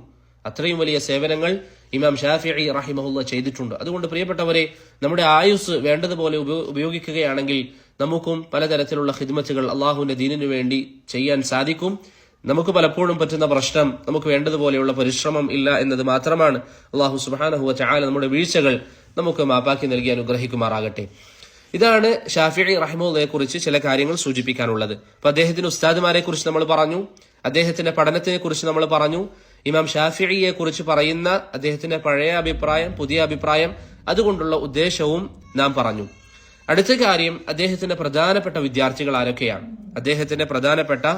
വിദ്യാർത്ഥികൾ ആരൊക്കെയാണ്? ഒന്നാമത്തേത് ബുവൈത്തിയാണ്. വളരെ പ്രസിദ്ധനായ ഷാഫിഈ മദ്ഹബിലെ വളരെ പ്രസിദ്ധനാണ് ബുവൈത്തി എന്നുള്ളത്. ഇമാം ഷാഫിഈ റഹിമഹുല്ലയുടെ വളരെ പ്രധാനപ്പെട്ട വിദ്യാർത്ഥിയായിരുന്നു ബുവൈത്തി റഹിമഹുല്ല. റബീഅ് ഇബ്നു സുലൈമാൻ അൽ മുറാദി, ഇമാം ഷാഫിഈയുടെ ഒരു വിദ്യാർത്ഥി, പറയാറുണ്ട്, ഇമാം ഷാഫിഈയുടെ അരികിൽ വലിയ സ്ഥാനമുണ്ടായിരുന്ന വിദ്യാർത്ഥിയാണ് ബുവൈത്തി. ഇമാം ഷാഫിഈയുടെ അരികിൽ വലിയ സ്ഥാനമുണ്ടായിരുന്ന ഒരു വിദ്യാർത്ഥിയാണ് ബുവൈത്തി. അതുകൊണ്ട് തന്നെ ഇമാം ഷാഫിഈ റഹിമഹുല്ല പറയാറുണ്ട്, എനിക്ക് ശേഷം എന്റെ മജാലിസുകൾ കൈകാര്യം ചെയ്യേണ്ടത് ബുവൈത്തിയാണ്. എന്ന് ഇമാം ഷാഫിഈ റഹിമഹുല്ല പറയാറുണ്ട്. മറ്റൊരു വിദ്യാർത്ഥിയാണ് ഇമാം ഷാഫിഈയുടെ നമുക്കൊക്കെ അറിയാവുന്ന ഇമാം മുസനി റഹിമഹുല്ല. ഇമാം മുസനി അദ്ദേഹം വൈജ്ഞാനികമായി വലിയ കഴിവുള്ള വ്യക്തിയാണ് എന്നതോടൊപ്പം തന്നെ വിഷയങ്ങൾ സമർത്ഥിക്കുന്നതിലും അതുപോലെ തന്നെ മറ്റുള്ളവർക്ക് വിഷയങ്ങൾ ധരിപ്പിച്ചു കൊടുക്കുന്നതിലും വളരെയധികം കഴിവുള്ള വ്യക്തിയായിരുന്നു. പൊതുവെ നമ്മൾ തർക്കശാസ്ത്രം എന്നൊക്കെ പറയാറുണ്ടല്ലോ, ആ നിലയിൽ സംസാരിക്കാനും അത് വിശദീകരിക്കാനും വലിയ കഴിവുള്ള വ്യക്തിയായിരുന്നു ഇമാം മുസനി റഹിമഹുല്ല. അദ്ദേഹത്തിന് അഖീദയിൽ വളരെ പ്രസിദ്ധമായ ഒരു കിതാബുണ്ട്, അസ്സുന്ന എന്ന പേരിൽ വളരെ പ്രസിദ്ധമായ ഒരു കിതാബുണ്ട്. നമ്മുടെ നാട്ടിലെ സമസ്ത വിശ്വാസവും ഇമാം ഷാഫിഈയുടെ വിദ്യാർത്ഥിയായ മുസനി അദ്ദേഹത്തിന്റെ അസ്സുന്നയിൽ എഴുതിയിരിക്കുന്ന വിഷയങ്ങളും നോക്കിയാൽ വലിയ അന്തരം നമുക്ക് കാണാൻ സാധിക്കും. ഇമാം മുസനി റഹിമഹുല്ല അഹ്ലുസുന്നയുടെ പണ്ഡിതനാണ്. ഇമാം ഷാഫിഈയുടെ വളരെ അടുത്ത വിദ്യാർത്ഥിയാണ്, അഹ്ലുസുന്നയുടെ പണ്ഡിതനാണ്. ഇമാം ഷാഫിഈ പറയാറുണ്ട്, അൽ മുസനി നാസിറു മദ്ഹബി, എന്റെ മദ്ഹബിന്റെ സഹായിയാണ് മുസനി. ഇമാം മുസനിയുടെ കഴിവിനെ പുകഴ്ത്തിക്കൊണ്ട്, എന്ന് പറഞ്ഞാൽ ആളുകളോട് സംസാരിക്കാനും തന്റെ ഭാഗം സ്ഥാപിക്കാനുള്ള കഴിവിനെ കുറിച്ച് ഇമാം ഷാഫിഈ പറയാറുണ്ട്, അൽ മുസനി ലൗ നാളറഹു ശൈത്വാനു ലഗലബഹ്, മുസനിയോട് തർക്കത്തിന് വരുന്നത് പിശാചാണെങ്കിൽ പോലും പിശാചിനെ അതിജയിക്കാനുള്ള കഴിവ് മുസനിക്കുണ്ട് എന്ന് ഇമാം ഷാഫിഈ റഹിമഹുല്ല മുസനിയെ കുറിച്ച് പറയാറുണ്ട്. പിശാചിനോടാണ് തർക്കിക്കുന്നതെങ്കിൽ പോലും പിശാചിനെ അതിജയിക്കാനുള്ള കഴിവ് ഇമാം മുസനി റഹിമഹുല്ലക്കുണ്ട് എന്ന് ഇമാം ഷാഫിഈ റഹിമഹുല്ല പറയാറുണ്ട്. നിങ്ങൾ ചിന്തിച്ചു നോക്കിയേ, ഇമാം ഷാഫിഈ റഹിമഹുല്ലയുടെ മദ്ഹബിൽ അത്രയും പ്രഗത്ഭരായ അഹ്ലുസുന്നയുടെ പണ്ഡിതന്മാരുണ്ടായിട്ടുണ്ട്, ഇമാം മുസനി റഹിമഹുല്ലയെ പോലെയുള്ളവർ. അതുപോലെ തന്നെ ഇമാം ഷാഫിഈയുടെ വളരെ പ്രധാനപ്പെട്ട വിദ്യാർത്ഥിയാണ് നേരത്തെ നാം പേര് പരാമർശിച്ച റബീഅ് ഇബ്നു സുലൈമാൻ അൽ മുറാദി. ഇമാം ഷാഫിഈയുടെ വളരെ പ്രധാനപ്പെട്ട ഒരു വിദ്യാർത്ഥിയാണ്. ഇമാം ഷാഫിഈ പറയാറുണ്ട്, അർ-റബീഉ അഹ്ഫദു അസ്ഹാബി, എന്റെ വിദ്യാർത്ഥികളിൽ ഏറ്റവും അധികം ഹിഫ്ളുള്ളത് റബീഅ് ആണ് എന്ന് ഇമാം ഷാഫിഈ റഹിമഹുല്ല തന്നെ പറയാറുള്ളതായി നമുക്ക് കാണാവുന്നതാണ്. ഇപ്പോൾ 3 വിദ്യാർത്ഥികളെയാണ് നമ്മൾ പറഞ്ഞത്. 3 വിദ്യാർത്ഥികൾ ആരൊക്കെയാണ്? ഒന്ന് ബുവൈത്തി, മറ്റൊന്ന് മുസനി, മൂന്നാമത്തേത് റബീഅ് ഇബ്നു സുലൈമാൻ അൽ മുറാദി റഹിമഹുമുല്ലാ. ഇവരിലൂടെയാണ് ഇമാം ഷാഫിഈയുടെ മദ്ഹബ് വളരെ പ്രസിദ്ധമായത്. അടുത്തതായി വളരെ പ്രധാനപ്പെട്ട നമ്മുടെ വിഷയം, ഇമാം ഷാഫിഈയുടെ മദ്ഹബിന്റെ ഉസൂലുകൾ എന്തൊക്കെയാണ്? ഇമാം ഷാഫിഈയുടെ മദ്ഹബിന്റെ ഉസൂലുകൾ നമ്മൾ പറഞ്ഞല്ലോ, മദ്ഹബുകൾ തമ്മിൽ വ്യത്യസ്തമാകുന്നത് അവർ പരിഗണിക്കുന്ന ഉസൂലുകളുടെ അടിസ്ഥാനത്തിലാണ്. അതിൽ ഹനഫി മദ്ഹബ് നമ്മൾ പറഞ്ഞു, മാലിക്കി മദ്ഹബ് പറഞ്ഞു. ഷാഫിഈ മദ്ഹബിന്റെ ഉസൂലുകൾ എന്തൊക്കെയാണ്? ഒന്ന് ഖുർആനും സുന്നത്തും തന്നെയാണ്. നമ്മൾ പൊതുവെ എല്ലാ മദ്ഹബുകളിലും പറഞ്ഞതുപോലെ ഖുർആനും സുന്നത്തും ഷാഫിഈ മദ്ഹബിന്റെ ഉസൂലുകളാണ്. മൂന്നാമത്തേത് ഇജ്മാ ആണ്. ഈ 3 വിഷയങ്ങളും വ്യക്തമാണ്. നാലാമത്തേത് നബി സല്ലല്ലാഹു അലൈഹി വസല്ലമ തങ്ങളുടെ സഹാബത്തിന്റെ വാക്കുകൾ, പ്രവാചകന്റെ സഹാബത്തിന്റെ വാക്കുകൾ. അത് ഇമാം ഷാഫിഈ റഹിമഹുല്ല തെളിവായി സ്വീകരിച്ചിരുന്നു. ചില ആളുകൾ പറയാറുണ്ട് ഇമാം ഷാഫിഈ പഴയ അഭിപ്രായത്തിൽ. ഇനി പഴയ അഭിപ്രായം എന്ന് പറയുമ്പോൾ നമ്മുടെ മനസ്സിൽ പോകേണ്ടത് എന്താ? ബഗ്ദാദിലായിരിക്കും അദ്ദേഹം പറഞ്ഞിരിക്കുന്ന അഭിപ്രായം. ചില ആളുകൾ പറയും പഴയ അഭിപ്രായം അനുസരിച്ച് അദ്ദേഹം അത് തെളിവാണ് എന്ന് പറഞ്ഞിട്ടുണ്ട്. പക്ഷേ അദ്ദേഹത്തിന്റെ പുതിയ അഭിപ്രായം അഥവാ ഈജിപ്തിൽ അദ്ദേഹം പറഞ്ഞിരിക്കുന്ന അഭിപ്രായം അനുസരിച്ച് അത് തെളിവല്ല എന്ന് ചിലർ പറയാറുണ്ട്. ചില ഉസൂലുൽ ഫിഖ്ഹിന്റെ കിതാബുകളിൽ നിങ്ങൾക്ക് കാണാം, സഹാബത്തിന്റെ വാക്കുകൾ തെളിവാണോ? ഇമാം ഷാഫിഈ പുതിയ അഭിപ്രായം അനുസരിച്ച് അത് തെളിവല്ല എന്ന് പറഞ്ഞിട്ടുണ്ട്. അത് ശരിയല്ല. മറിച്ച് തഹ്ഖീഖായി നാം നോക്കുകയാണെങ്കിൽ ഇമാം ഷാഫിഈയുടെ 2 അഭിപ്രായത്തിലും സഹാബത്തിന്റെ വാക്കുകൾ തെളിവാണ്. ഇമാം ഷാഫിഈയുടെ രണ്ടഭിപ്രായം അനുസരിച്ചും, പഴയതാണെങ്കിലും പുതിയതാണെങ്കിലും ഷാഫിഈ മദ്ഹബ്, ഇമാം ഷാഫിഈയുടെ വീക്ഷണം അനുസരിച്ച് സ്വഹാബത്തിന്റെ വാക്കുകൾ തെളിവ് തന്നെയാണ്. അപ്പോൾ പല പണ്ഡിതന്മാരും ഹംബലി മദ്ഹബും ഷാഫിഈ മദ്ഹബും അത് തമ്മിലുള്ള വ്യത്യാസങ്ങൾ പറയുമ്പോൾ പറയുന്ന ഒരു കാര്യം ഇതാണ്: ഹംബലി മദ്ഹബിൽ സ്വഹാബത്തിന്റെ വാക്കുകൾ പ്രമാണമാണ്, എന്നാൽ ഷാഫിഈ മദ്ഹബിൽ പ്രമാണമല്ല. അതിനവർ മാനദണ്ഡമാക്കുന്നത് എന്താണ്? ഷാഫിഈ ഇമാം പുതിയ അഭിപ്രായത്തിൽ സ്വഹാബത്തിന്റെ വാക്ക് തെളിവല്ല എന്ന വീക്ഷണമാണ്. അത് ശരിയല്ല. ഇമാം ഷാഫിഈയുടെ പുതിയ അഭിപ്രായം സ്വഹാബത്തിന്റെ വാക്കുകൾ തെളിവാണ് എന്നുള്ളതാണ്. അതുകൊണ്ട് തന്നെ ചില ഉലമാക്കൾ പറയുന്നതായി കാണാം, ഹംബലി മദ്ഹബും ഷാഫിഈ മദ്ഹബും പ്രത്യേകിച്ച് ഉസൂലുകളിൽ വലിയ വ്യത്യാസങ്ങളില്ല. ഹംബലി മദ്ഹബും അതുപോലെ തന്നെ ഷാഫിഈ മദ്ഹബും ഉസൂലുകളിൽ പ്രത്യേകിച്ച് വ്യത്യാസങ്ങളില്ല എന്ന് ചില ഉലമാക്കളുടെ സംസാരങ്ങളിൽ നിങ്ങൾക്ക് കാണാവുന്നതാണ്. ഇതാണ് ഷാഫിഈ മദ്ഹബിന്റെ ഉസൂലുകൾ. ഖുർആന്, സുന്നത്ത്, ഇജ്മാഅ്, സുന്നത്തിലുള്ള അവരുടെ വിശദീകരണം നമ്മൾ പറഞ്ഞു. അതുപോലെ തന്നെ സ്വഹാബത്തിന്റെ വാക്കുകൾ അത് ഹുജ്ജത്താണ് എന്നുള്ളതാണ് ഏറ്റവും ശരിയായ വീക്ഷണം. ഇൻഷാ അള്ളാഹ് നമുക്ക് മറ്റൊരിക്കൽ സമയം ലഭിക്കുകയാണെങ്കിൽ സ്വഹാബത്തിന്റെ വാക്കുകളെ കുറിച്ച് മാത്രം പറയാം. അതെപ്പോഴാണ് തെളിവാവുക? അവർക്കിടയിൽ അഭിപ്രായ വ്യത്യാസം വന്നാൽ ഏതാണ് ശരിയായിട്ടുള്ളത്? ചിലർ പറയാറുണ്ട് അഭിപ്രായ വ്യത്യാസം വന്നാൽ ഒന്നിലും തെളിവില്ല. അങ്ങനെ നിരുപാധികം തള്ളലാണോ? അതല്ല ഒന്ന് മുൻഗണന നൽകേണ്ട സാഹചര്യമുണ്ടോ? അത് പണ്ഡിതന്മാർക്കിടയിൽ ധാരാളം സംസാരമുണ്ട്. ഇബ്നുൽ ഖയ്യിം റഹിമഹുല്ലാഹ് അദ്ദേഹത്തിന്റെ അലാമുൽ മുവഖ്ഖിഈനിൽ 40-ലധികം തെളിവുകൾ സ്വഹാബത്തിന്റെ വാക്കുകൾ തെളിവാണ് എന്നതിന് ഉദ്ധരിക്കുന്നതായി നമുക്ക് കാണാവുന്നതാണ്. അതുകൊണ്ട് ഇൻഷാ അള്ളാഹ് നമുക്ക് മറ്റൊരിക്കൽ അതിനെക്കുറിച്ച് മാത്രമായി ഒരു ദർസിൽ സംസാരിക്കാം. അള്ളാഹു സുബ്ഹാനഹു വ തആല എളുപ്പമാക്കി നൽകട്ടെ. അപ്പോൾ ഷാഫിഈ മദ്ഹബിനെ കുറിച്ച് നമ്മൾ പറഞ്ഞു, അതിന്റെ ഉസൂലുകൾ നമ്മൾ പറഞ്ഞു. ഇനി ചില മുസ്തലഹാത്തുകൾ. ഷാഫിഈ ഇമാമിന് നമ്മൾ നേരത്തെ 2 കാര്യങ്ങൾ പഠിച്ചു. പഴയ അഭിപ്രായം എന്ന് പറഞ്ഞാൽ ബഗ്ദാദിലിരിക്കെ പറഞ്ഞ അഭിപ്രായം. പുതിയ അഭിപ്രായം എന്ന് പറഞ്ഞാൽ മരണത്തിന് തൊട്ടു മുമ്പായി അദ്ദേഹം ഈജിപ്തിലായിരിക്കുമ്പോൾ അദ്ദേഹം പറഞ്ഞിരിക്കുന്ന അഭിപ്രായങ്ങൾ. ഇതാണ് 2 വിഷയങ്ങൾ. ഇനി ചില സാഹചര്യങ്ങളിൽ നിങ്ങൾ ഫിഖഹിന്റെ, പ്രത്യേകിച്ച് തുല്ലാബുകളൊക്കെ ഫിഖഹിന്റെ കിതാബുകൾ പഠിക്കുമ്പോൾ എന്ത് കാണാം? ഇമാം ഷാഫിഈക്ക് ഈ വിഷയത്തിൽ 2 അഭിപ്രായങ്ങളുണ്ട്. ഇങ്ങനെ കണ്ടയുടൻ എന്ത് നാം മനസ്സിലാക്കരുത്? ഒന്ന് പഴയതും ഒന്ന് പുതിയതാണ് എന്ന് മനസ്സിലാക്കരുത്. ഒരുപക്ഷെ 2ഉം പഴയതായിരിക്കാം, അല്ലെങ്കിൽ 2ഉം പുതിയ അഭിപ്രായങ്ങളായിരിക്കാം, അതല്ലെങ്കിൽ ഒന്ന് പഴയതും ഒന്ന് പുതിയതുമായിരിക്കാം. ഇങ്ങനെ പല സാഹചര്യങ്ങളും ഇമാം ഷാഫിഈയിൽ നിന്ന് 2 അഭിപ്രായങ്ങൾ വന്നാലുണ്ട്. ഇബ്നുൽ ഖാസ് റഹിമഹുല്ലാ അദ്ദേഹത്തിന് ഒരു ഗ്രന്ഥമുണ്ട്, നുസ്റത്തുൽ ഖൗലൈൻ. അതിൽ അദ്ദേഹം വിശദീകരിക്കുന്നതായി കാണാം, ഇമാം ഷാഫിഈയിൽ നിന്ന് 2 അഭിപ്രായങ്ങൾ വന്നാൽ അതിന് 10 സാധ്യതകളുണ്ട്. ഇമാം ഷാഫിഈയിൽ നിന്ന് 2 അഭിപ്രായങ്ങൾ വന്നാൽ അതിന് 10 സാധ്യതകളുണ്ട് എന്ന് ഇബ്നുൽ ഖാസ് റഹിമഹുല്ലാ അദ്ദേഹത്തിന്റെ നുസ്റത്തുൽ ഖൗലൈൻ എന്ന കിതാബിൽ വിശദീകരിക്കുന്നതായി നമുക്ക് കാണാം. അതുകൊണ്ട് ആ ഒരു വിഷയം നമുക്ക് ഓർമ്മയിൽ ഉണ്ടാകണം. എപ്പോഴും ഇമാം ഷാഫിഈയിൽ നിന്ന് 2 അഭിപ്രായങ്ങൾ എന്ന് കണ്ടാൽ പെട്ടെന്ന് എന്ത് മനസ്സിലാക്കരുത്? പഴയ അഭിപ്രായവും പുതിയ അഭിപ്രായമായിരിക്കാം എന്ന് മനസ്സിലാക്കരുത്. അതുപോലെ തന്നെ ഷാഫിഈ മദ്ഹബിൽ ഇമാം എന്ന് ഉപയോഗിച്ചാൽ, ഷാഫിഈ മദ്ഹബിൽ അൽ ഇമാം എന്ന പദം പൊതുവെ ഫിഖഹിന്റെ കിതാബുകളിൽ വന്നാൽ അതുകൊണ്ടുള്ള ഉദ്ദേശം ആരാണ്? അബുൽ മആലി അൽ ജുവൈനിയാണ് പ്രധാനമായും അതുകൊണ്ടുള്ള ഉദ്ദേശം. ഇനി ഷാഫിഈ മദ്ഹബിന്റെ ഗ്രന്ഥങ്ങളിൽ അൽ ഉസ്താദ് എന്ന് ഉപയോഗിച്ചാൽ അതുകൊണ്ട് പ്രധാനമായി ഉദ്ദേശിക്കുന്നത് അബു ഇസ്ഹാഖ് അൽ ഇസ്ഫറായിനിയാണ്. അശ്ശൈഖാനി എന്ന പദം വന്നാൽ, അശ്ശൈഖാൻ അല്ലെങ്കിൽ അൽ ഇമാമാൻ, ഇമാം എന്ന് പറഞ്ഞാൽ നമ്മൾ പറഞ്ഞു ജുവൈനിയാണ്.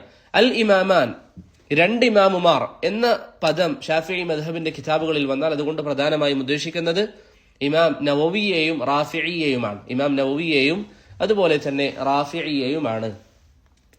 തയ്യിബ്, ഷാഫിഈ മദ്ഹബ് എന്താണെന്ന് നമ്മൾ പറഞ്ഞു, അതിന്റെ ഉസൂലുകൾ നമ്മൾ പറഞ്ഞു. അതുപോലെ തന്നെ ഇമാം ഷാഫിഈയുടെ ചില ഇസ്തിലാഹാത്തുകൾ അല്ലെങ്കിൽ അദ്ദേഹത്തെ കുറിച്ച് പറയുന്ന ചില ഇസ്തിലാഹാത്തുകളെ കുറിച്ച് നമ്മൾ പറഞ്ഞു. പഴയ അഭിപ്രായം, പുതിയ അഭിപ്രായം തുടങ്ങിയ കാര്യങ്ങളൊക്കെ ബിഇദ്നില്ലാഹ് എല്ലാവർക്കും മനസ്സിലായിട്ടുണ്ടാകും എന്നാണ് പ്രതീക്ഷിക്കുന്നത്. അതുപോലെ തന്നെ ഇമാം ഷാഫിഈയുടെ പ്രധാനപ്പെട്ട വിദ്യാർത്ഥികളെ നമ്മൾ പറഞ്ഞു, ബുവൈത്തി, മുസനി, റബീഅ് ഇബ്നു സുലൈമാൻ അൽ മുറാദി റഹിമഹുമുല്ലാഹ്. ഷാഫിഈ മദ്ഹബിൽ, ഞാൻ ഷാഫിഈ മദ്ഹബിനെ കുറിച്ച് ഒന്ന് വിശാലമായി പറയാനുള്ള കാരണം ഞാൻ നേരത്തെ പറഞ്ഞതുപോലെ നമ്മുടെ നാട്ടിലുള്ള ഒരു മദ്ഹബാണല്ലോ, അപ്പോൾ നമ്മളത് മനസ്സിലാക്കിയിരിക്കുക എന്നുള്ളത് നല്ലതാണ്. ഷാഫിഈ മദ്ഹബിൽ നമുക്ക് ഒരിക്കലും പേര് മാറ്റിവെക്കാൻ സാധിക്കാത്ത ഒരു പണ്ഡിതനാണ് ബൈഹഖി റഹിമഹുല്ലാഹ്. ഷാഫിഈ മദ്ഹബിൽ നമുക്കൊരിക്കലും പേര് മാറ്റിവെക്കാൻ സാധിക്കാത്ത ഒരു പണ്ഡിതനാണ് ബൈഹഖി റഹിമഹുല്ലാഹ്. അദ്ദേഹം വളരെ പ്രസിദ്ധമായ പല കിതാബുകളും എഴുതിയിരിക്കുന്ന പണ്ഡിതനാണ്. ഇമാം നേരത്തെ നമ്മൾ പറഞ്ഞു അബുൽ മആലി അൽ ജുവൈനി മദ്ഹബിൽ വലിയ സ്ഥാനമുള്ള പണ്ഡിതനാണ്. അദ്ദേഹം പറയാറുണ്ട്, മാ മിൻ ഷാഫിഇയ്യിൻ ഇല്ലാ വലിശാഫിഇ ഫീ ഉനുഖിഹി മിന്നഹ്. ഏത് ഷാഫിഈ മദ്ഹബിൽപ്പെട്ടവരുണ്ടെങ്കിലും അവർക്കൊക്കെ ഇമാം ഷാഫിഈയോട് ഒരു കടപ്പാടുണ്ട്. ഷാഫിഈ മദ്ഹബിലുള്ളവർക്ക് ഇമാം ഷാഫിഈയോട് ഒരു കടപ്പാടുണ്ട്. എന്തുകൊണ്ടാണ്? ഷാഫിഈ മദ്ഹബിന്റെ ഉസൂലുകളിൽ പ്രധാനമായ വിഷയങ്ങളൊക്കെ ഇമാം ഷാഫിഈ വിശദീകരിച്ചിട്ടുണ്ട്. അദ്ദേഹം അത്രയും വലിയ സേവനങ്ങൾ ചെയ്ത വ്യക്തിയാണ്. ആ വാക്ക് നിങ്ങൾ ശരിക്കും ശ്രദ്ധിക്കുക. അബുൽ മആലി അൽ ജുവൈനി പറയാണ്, എല്ലാ ഷാഫിഈ മദ്ഹബിലുള്ളവർക്കും ഇമാം ഷാഫിഈയോട് കടപ്പാടുണ്ട്, ഒരു വ്യക്തിക്കൊഴികെ. അതാരാണ്? ബൈഹഖി. ബൈഹഖിയോട് ഇമാം ഷാഫിഈക്കാണ് കടപ്പാട് എന്ന് അബുൽ മആലി അൽ ജുവൈനി പറയാണ്. ബൈഹഖിയോട് ഇമാം ഷാഫിഈക്കാണ് കടപ്പാട്. കാരണം അത്രയും അധികം ഷാഫിഈ മദ്ഹബിന് വേണ്ടി സേവനങ്ങൾ അനുഷ്ഠിച്ച വ്യക്തിയാണ് ഇമാം ബൈഹഖി റഹിമഹുല്ലാ. അത്രയും അധികം ഷാഫിഈ ഇമാമിന് വേണ്ടി അല്ലെങ്കിൽ ആ മദ്ഹബിന് വേണ്ടി സേവനം നടത്തിയിരിക്കുന്ന പണ്ഡിതനാണ് ഇമാം ബൈഹഖി റഹിമഹുല്ലാ. അദ്ദേഹത്തിന്റെ ഹദീസിന്റെ വിഷയത്തിലും ധാരാളം ഗ്രന്ഥങ്ങൾ നമുക്ക് കാണാവുന്നതാണ്. അതുപോലെ തന്നെ ഷാഫിഈ മദ്ഹബിൽ വളരെ പ്രസിദ്ധനായ മറ്റൊരു പണ്ഡിതനാണ് റാഫിഈ. ഷാഫിഈ മദ്ഹബിൽ വളരെ പ്രസിദ്ധനായ ഒരു പണ്ഡിതനാണ് റാഫിഈ റഹിമഹുല്ലാ. അതുപോലെ നമുക്കൊക്കെ അറിയാവുന്ന ഇമാം നവവി റഹിമഹുല്ലാ അല്ലെങ്കിൽ ഹാഫിള് നവവി റഹിമഹുല്ലയും ഷാഫിഈ മദ്ഹബിലെ വളരെ പ്രസിദ്ധനായ പണ്ഡിതൻ തന്നെയാണ്. മുഹർറിറുൽ മദ്ഹബ് എന്നൊക്കെയാണ് അദ്ദേഹത്തെ കുറിച്ച് പറയാറുള്ളത്. മുഹർറിറുൽ മദ്ഹബ് എന്നൊക്കെ അദ്ദേഹത്തെ കുറിച്ച് പറയാറുണ്ട്. അപ്പോൾ ഇവരൊക്കെയാണ് മദ്ഹബിന്റെ പ്രധാനമായ ഖിദ്മത്തുകൾ ചെയ്തവർ. ഇമാം ഷാഫിഈയുടെ പ്രധാന വിദ്യാർത്ഥികളെ നമ്മൾ പറഞ്ഞു. അതോടൊപ്പം ഇമാം ബൈഹഖി, അതുപോലെ ഇമാം റാഫിഈ, അതുപോലെ തന്നെ ഹാഫിള് നവവി, പിന്നെ ഷാഫിഈ മദ്ഹബിൽ വലിയ സേവനം നൽകിയ മറ്റൊരു വ്യക്തിയാണ് ഇബ്നു ഹജർ അൽ ഹൈതമി. ഇബ്നു ഹജർ അൽ ഹൈതമി റഹിമഹുല്ലാ. അദ്ദേഹം തുഹ്ഫ വളരെ പ്രസിദ്ധമായ കിതാബാണ്. നമ്മുടെ നാട്ടിലുള്ള ഈ സമസ്തയുടെ ആളുകളോടൊക്കെ സംസാരിക്കുമ്പോൾ അവർ ചിലപ്പോഴൊക്കെ ചോദിക്കാറുണ്ട്, നിങ്ങൾ തുഹ്ഫ പഠിച്ചിട്ടുണ്ടോ, തുഹ്ഫ വായിച്ചിട്ടുണ്ടോ? തുഹ്ഫ എന്നുള്ളത് വളരെ പ്രസിദ്ധമായ കിതാബാണ്. ഇബ്നു ഹജർ അൽ ഹൈതമിയുടെ തുഹ്ഫത്തുൽ മുഹ്താജ് എന്നുള്ളത് വളരെ പ്രസിദ്ധമായ ഷാഫിഈ മദ്ഹബിലെ കിതാബാണ്. ഈ കാര്യങ്ങളൊക്കെ പറഞ്ഞതിന് ശേഷം ഷാഫിഈ മദ്ഹബിലെ ഒന്ന് രണ്ട് ഇപ്പൊ നമ്മൾ വിദ്യാർത്ഥികളെ പറഞ്ഞു, ആ മദ്ഹബിനെ പ്രധാന ഖിദ്മത്ത് ചെയ്ത ആളുകളെ കുറിച്ച് പറഞ്ഞു. അവസാനമായ ഒരു വിഷയം ഷാഫിഈ മദ്ഹബിലെ പ്രസിദ്ധമായ ഒന്ന് രണ്ട് കിതാബുകൾ. ഒന്ന് അൽ ഉമ്മാണ്. ഒന്ന് അൽ ഉം. ഈ കിതാബ് അറിയാത്ത ഒരാളും നമ്മുടെ ദർസിൽ ഉണ്ടാവാൻ പാടില്ല. അൽ ഉം എന്നുള്ളത് ആരെഴുതിയതാണ്? ഇമാം ഷാഫിഈ എഴുതിയിരിക്കുന്ന കിതാബാണ്. ഇമാം ഷാഫിഈ റഹിമഹുല്ലാ എഴുതിയിരിക്കുന്ന വളരെ പ്രസിദ്ധമായ കിതാബാണ് അൽ ഉം എന്ന് പറയുന്ന കിതാബ്. അതുപോലെ തന്നെ ഷാഫിഈ മദ്ഹബിൽ പ്രസിദ്ധമായ കിതാബാണ് നേരത്തെ നമ്മൾ പറഞ്ഞ തുഹ്ഫത്തുൽ മുഹ്താജ്. തുഹ്ഫത്തുൽ മുഹ്താജ് ഇബ്നു ഹജർ അൽ ഹൈതമിയുടെ തുഹ്ഫത്തുൽ മുഹ്താജും വളരെ പ്രസിദ്ധമായ ഗ്രന്ഥമാണ്. അതുപോലെ തന്നെ നിഹായത്തുൽ മുഹ്താജ്. നിഹായത്തുൽ മുഹ്താജ് എന്നുള്ള ഷംസുദ്ദീൻ അർ റംലിയുടെയും വളരെ പ്രസിദ്ധമായ കിതാബ് മദ്ഹബിലുണ്ട്. പിന്നെ നവവിയുടെ അൽ മജ്മൂ'. നവവിയുടെ അൽ മജ്മൂ' വളരെ പ്രസിദ്ധമായ കിതാബാണ്. അത് നവവി റഹിമഹുല്ലാ എഴുതിയതാണ്. അതിന്റെ പൂർത്തീകരണം നടത്തിയത് സുബുക്കിയാണ്. പൂർത്തീകരണം നടത്തിയത് തഖിയുദ്ദീൻ അസ്സുബുക്കി റഹിമഹുല്ലയാണ്. ഇതാണ് ഷാഫിഈ മദ്ഹബിനെ കുറിച്ചും അവരിലുള്ള പ്രധാനപ്പെട്ട കിതാബുകളെ കുറിച്ചും സൂചിപ്പിക്കാനുള്ള ചില കാര്യങ്ങൾ. ബിഇദ്നില്ലാ എല്ലാവർക്കും മനസ്സിലായിട്ടുണ്ടാകും എന്ന് കരുതുന്നു. ഷാഫിഈ മദ്ഹബിനെ നാം നോക്കുകയാണെങ്കിൽ അതിന് ഏറ്റവും അധികം പ്രചാരണത്തിലുള്ളത്, ഷാഫിഈ മദ്ഹബ് ഏറ്റവും അധികം പ്രചാരണത്തിലുള്ള സ്ഥലം ഒന്ന് ഈജിപ്താണ്. അതുപോലെ തന്നെ ഇറാഖിൽ ഇന്ന് ആളുകൾ പൊതുവെ സ്വീകരിക്കുന്ന മദ്ഹബ് ഷാഫിഈ മദ്ഹബാണ്. അതുപോലെ തന്നെ യമനിൽ ഷാഫിഈ മദ്ഹബിന് ധാരാളം ആളുകളുണ്ട്. ഇന്ന് ധാരാളം കിതാബുകൾ ഷാഫിഈ മദ്ഹബുമായി ബന്ധപ്പെട്ട് ഇറങ്ങുന്ന കിതാബുകൾ യമനിൽ നിന്ന് ഇറങ്ങുന്നതാണ്. അതുപോലെ തന്നെ സൊമാലിയ, ജിബൂത്തി, കീനിയ, ഇന്തോനേഷ്യയിൽ ധാരാളം മർക്കസുകളുണ്ട്. ഷാഫിഈ മദ്ഹബിന്റെ ധാരാളം മർക്കസുകൾ ഇന്തോനേഷ്യയിലുണ്ട്. അതുപോലെ തന്നെ മലേഷ്യ, ഫിലിപ്പൈൻ ഇങ്ങനെയുള്ള രാജ്യങ്ങൾ, അതുപോലെ തന്നെ നമ്മുടെ നാട്ടിൽ കേരളത്തിലും അതുപോലെ സമുദ്രങ്ങളോട് അടുത്തുള്ള സ്ഥലങ്ങളിലൊക്കെ ഷാഫിഈ മദ്ഹബ് വളരെയധികം പ്രചാരണത്തിലുണ്ട്. അതുപോലെ തന്നെ പാകിസ്ഥാനിൽ പല ഭാഗങ്ങളിലും ഷാഫിഈ മദ്ഹബ് പ്രചാരണത്തിലുണ്ട്. അപ്പോൾ ഇന്ന് ലോകത്തിന്റെ പല ഭാഗങ്ങളിലും പ്രചാരണത്തിലുള്ള ഒരു മദ്ഹബാണ് ഇമാം ഷാഫിഈ റഹിമഹുല്ലയുടെ ഈ മദ്ഹബ്. അദ്ദേഹത്തിന്റെ മദ്ഹബിന്റെ പ്രത്യേകത നാം നേരത്തെ പറഞ്ഞ വിഷയം ആരും മറക്കരുത്. ഒന്നിലധികം ആളുകളിൽ നിന്ന് ഇമാം ഷാഫിഈ റഹിമഹുല്ല പഠിച്ചിട്ടുണ്ട്. ഒന്നിലധികം ആളുകളിൽ നിന്ന് ഇമാം ഷാഫിഈ റഹിമഹുല്ല പഠിച്ചു. അതിൽ ഇമാം മാലിക്കുമുണ്ട്, മുഹമ്മദ് ബിൻ അൽ ഹസൻ അശ്ശൈബാനിയുമുണ്ട്. അതുകൊണ്ട് തന്നെ അബൂ ഹനീഫ എന്താണ്, അദ്ദേഹത്തിന്റെ മദ്ഹബ് എന്താണ് എന്നുള്ളത് നന്നായി ഇമാം ഷാഫിഈക്ക് അറിയാം. ഇമാം മാലിക് ബിൻ അനസിന്റെ മദ്ഹബും നന്നായി അദ്ദേഹത്തിന് അറിയാം. അതിൽ നിന്നൊക്കെയുള്ള നല്ല നല്ല കാര്യങ്ങൾ ഷാഫിഈ മദ്ഹബിൽ നമുക്ക് കാണാൻ സാധിക്കുന്നതാണ്. അതാണ് ഷാഫിഈ മദ്ഹബിനെ കുറിച്ച് പ്രധാനമായ ചില കാര്യങ്ങൾ പറയാനുള്ളത്. പിന്നെ മനസ്സിലാക്കേണ്ട ഒരു കാര്യം, പിൽക്കാലഘട്ടത്തിൽ ഷാഫിഈ മദ്ഹബ് എന്ന് പറഞ്ഞ് പറയപ്പെടുന്ന എല്ലാ കാര്യങ്ങളും ഇമാം ഷാഫിഈയുടെ അഭിപ്രായമാവണമെന്നില്ല, ഇമാം ഷാഫിഈയുടെ അഭിപ്രായം ആയിരിക്കണം എന്നില്ല. മറിച്ച് അത് മദ്ഹബിലുള്ള പിൽക്കാലഘട്ടത്തിൽ വന്ന ഉലമാക്കളുടെ അഭിപ്രായങ്ങളായിരിക്കാം.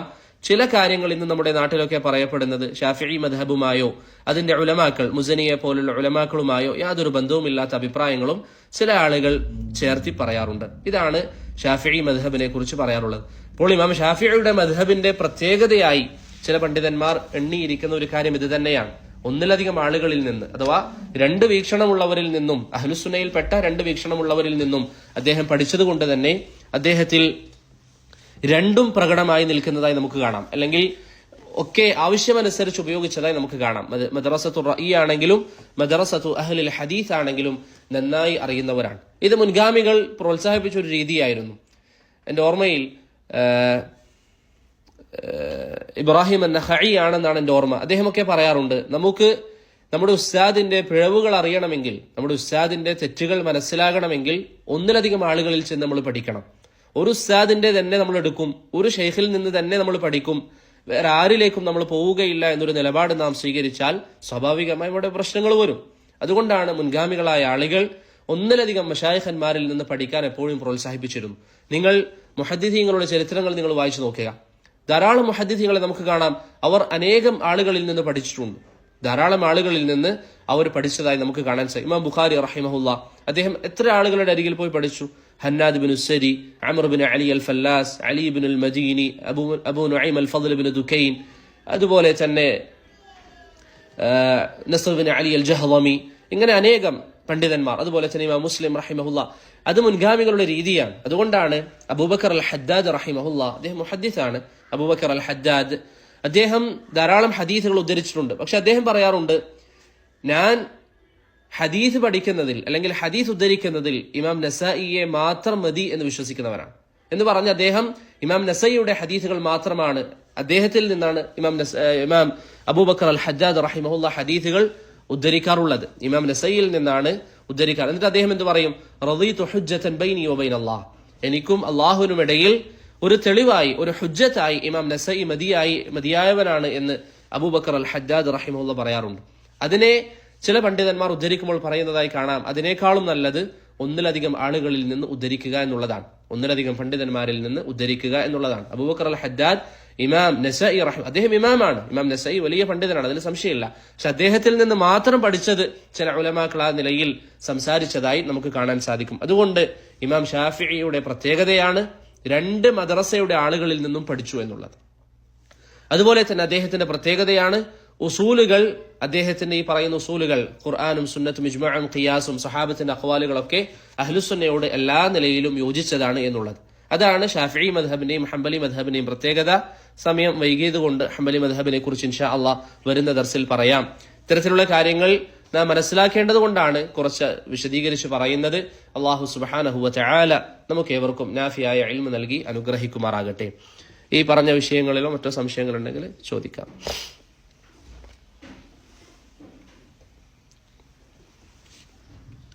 ടെലിഗ്രാമിലുള്ളവർ ചോദിക്കുന്നുണ്ടെങ്കിൽ എഴുതി ചോദിക്കാം. എന്തുകൊണ്ടാണ് ഷാഫി മദ്ഹബ് മെജോറിറ്റിയും അശ്ശരികളായി മാറാനുള്ള കാരണം എന്താ? ഷാഫിഈ മദ്ഹബില് പിൽക്കാലഘട്ടത്തിൽ വന്ന പല പണ്ഡിതന്മാരും നമ്മൾ ഇങ്ങോട്ടേക്ക് നോക്കുകയാണെങ്കിൽ ഷാഫിഈ മദ്ഹബിൽ പ്രധാന ഖിദ്മത്ത് ചെയ്ത ആളുകൾ, ഉദാഹരണത്തിന് ബൈഹഖി, അതുപോലെ തന്നെ ഹാഫിദ് അൻ-നവവി, അങ്ങനെയുള്ള പല ഉലമാക്കളെയും നോക്കിയാൽ അവർ ജീവിച്ചിരിക്കുന്ന ഒരു കാലഘട്ടം, ഈ ഉലമാക്കൾ ജീവിച്ചിരിക്കുന്ന കാലഘട്ടം മുഅ്തസിലിയാക്കളും ഇൽമുൽ കലാമൊക്കെ വളരെയധികം പ്രചാരണത്തിലുള്ള കാലഘട്ടമാണ്.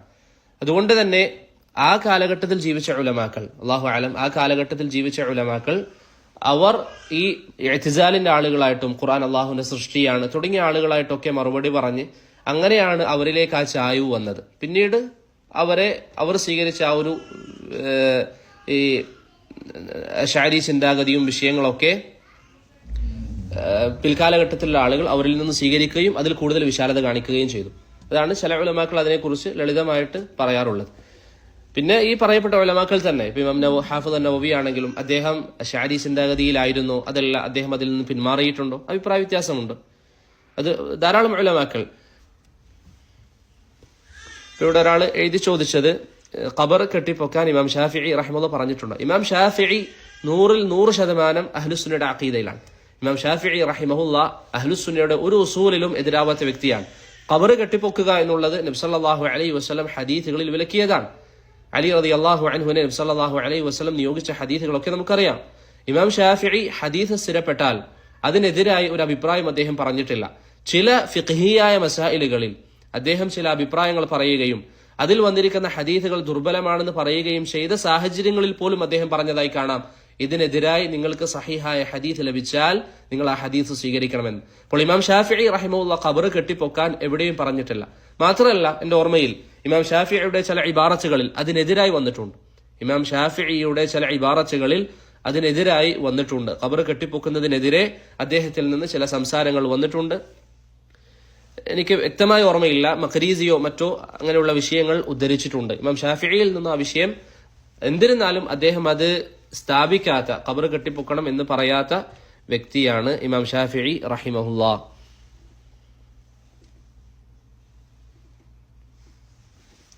വേറെന്തെങ്കിലും? ഈ മദ്ഹബ് ഫുഖഹാക്കളുടെ നിന്നും അഖീദയ്ക്ക് വിരുദ്ധമായി വിഷയങ്ങൾ വന്നു കഴിഞ്ഞാൽ അഖീദയുമായി ബന്ധപ്പെട്ട വിഷയങ്ങൾ അവരുടെ മദ്ഹബിൽ മൗഖിഫായിട്ടുണ്ടാവും? ഇല്ല, മദ്ഹബുകളുടെ ഉദ്ദേശം പ്രധാനമായിട്ട് ഫിഖ്ഹിയ വിഷയങ്ങളാണ്. ഫിഖ്ഹിയ വിഷയങ്ങളാണ് മദ്ഹബുകളുടെ ചർച്ചകൾ.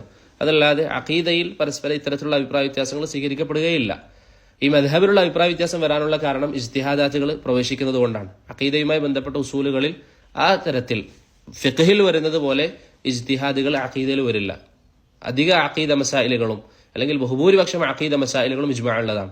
അതുകൊണ്ട് അതിൽ പിന്നെ ചർച്ച വരില്ല. മാത്രമല്ല ഫിഖ്ഹിയായ മദാഹിബുകളിൽ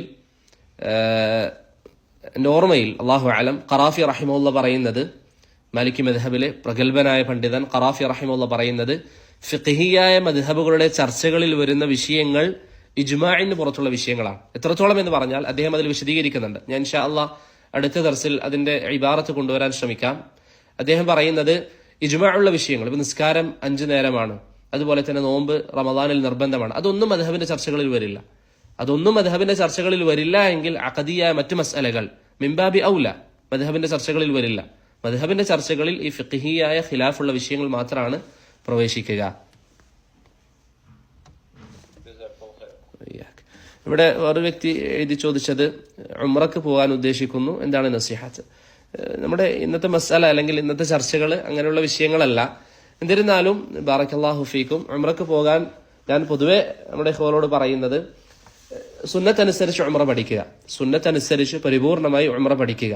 അത് ഇൻഷാ അല്ലാഹ് അത് ഒരു നിയ്യത്തുണ്ടായിരുന്നു, അത് വിശദീകരിക്കണമെന്ന്, സുന്നത്തനുസരിച്ച് ഉംറയുടെ രൂപം വിശദീകരിക്കണമെന്നൊരു നിയ്യത്തുണ്ടായിരുന്നു. ഇതിനെല്ലാം സമയം ലഭിക്കുകയാണെങ്കിൽ വിശദീകരിക്കാം. അതിന്റെ ഒരു മെച്ചം എന്താണ്? ഉദാഹരണത്തിന് നബി സല്ലല്ലാഹു അലൈഹി വസല്ലം മക്കയിലേക്ക് പ്രവേശിക്കുമ്പോൾ സ്വീകരിച്ച സുന്നത്തുണ്ട്.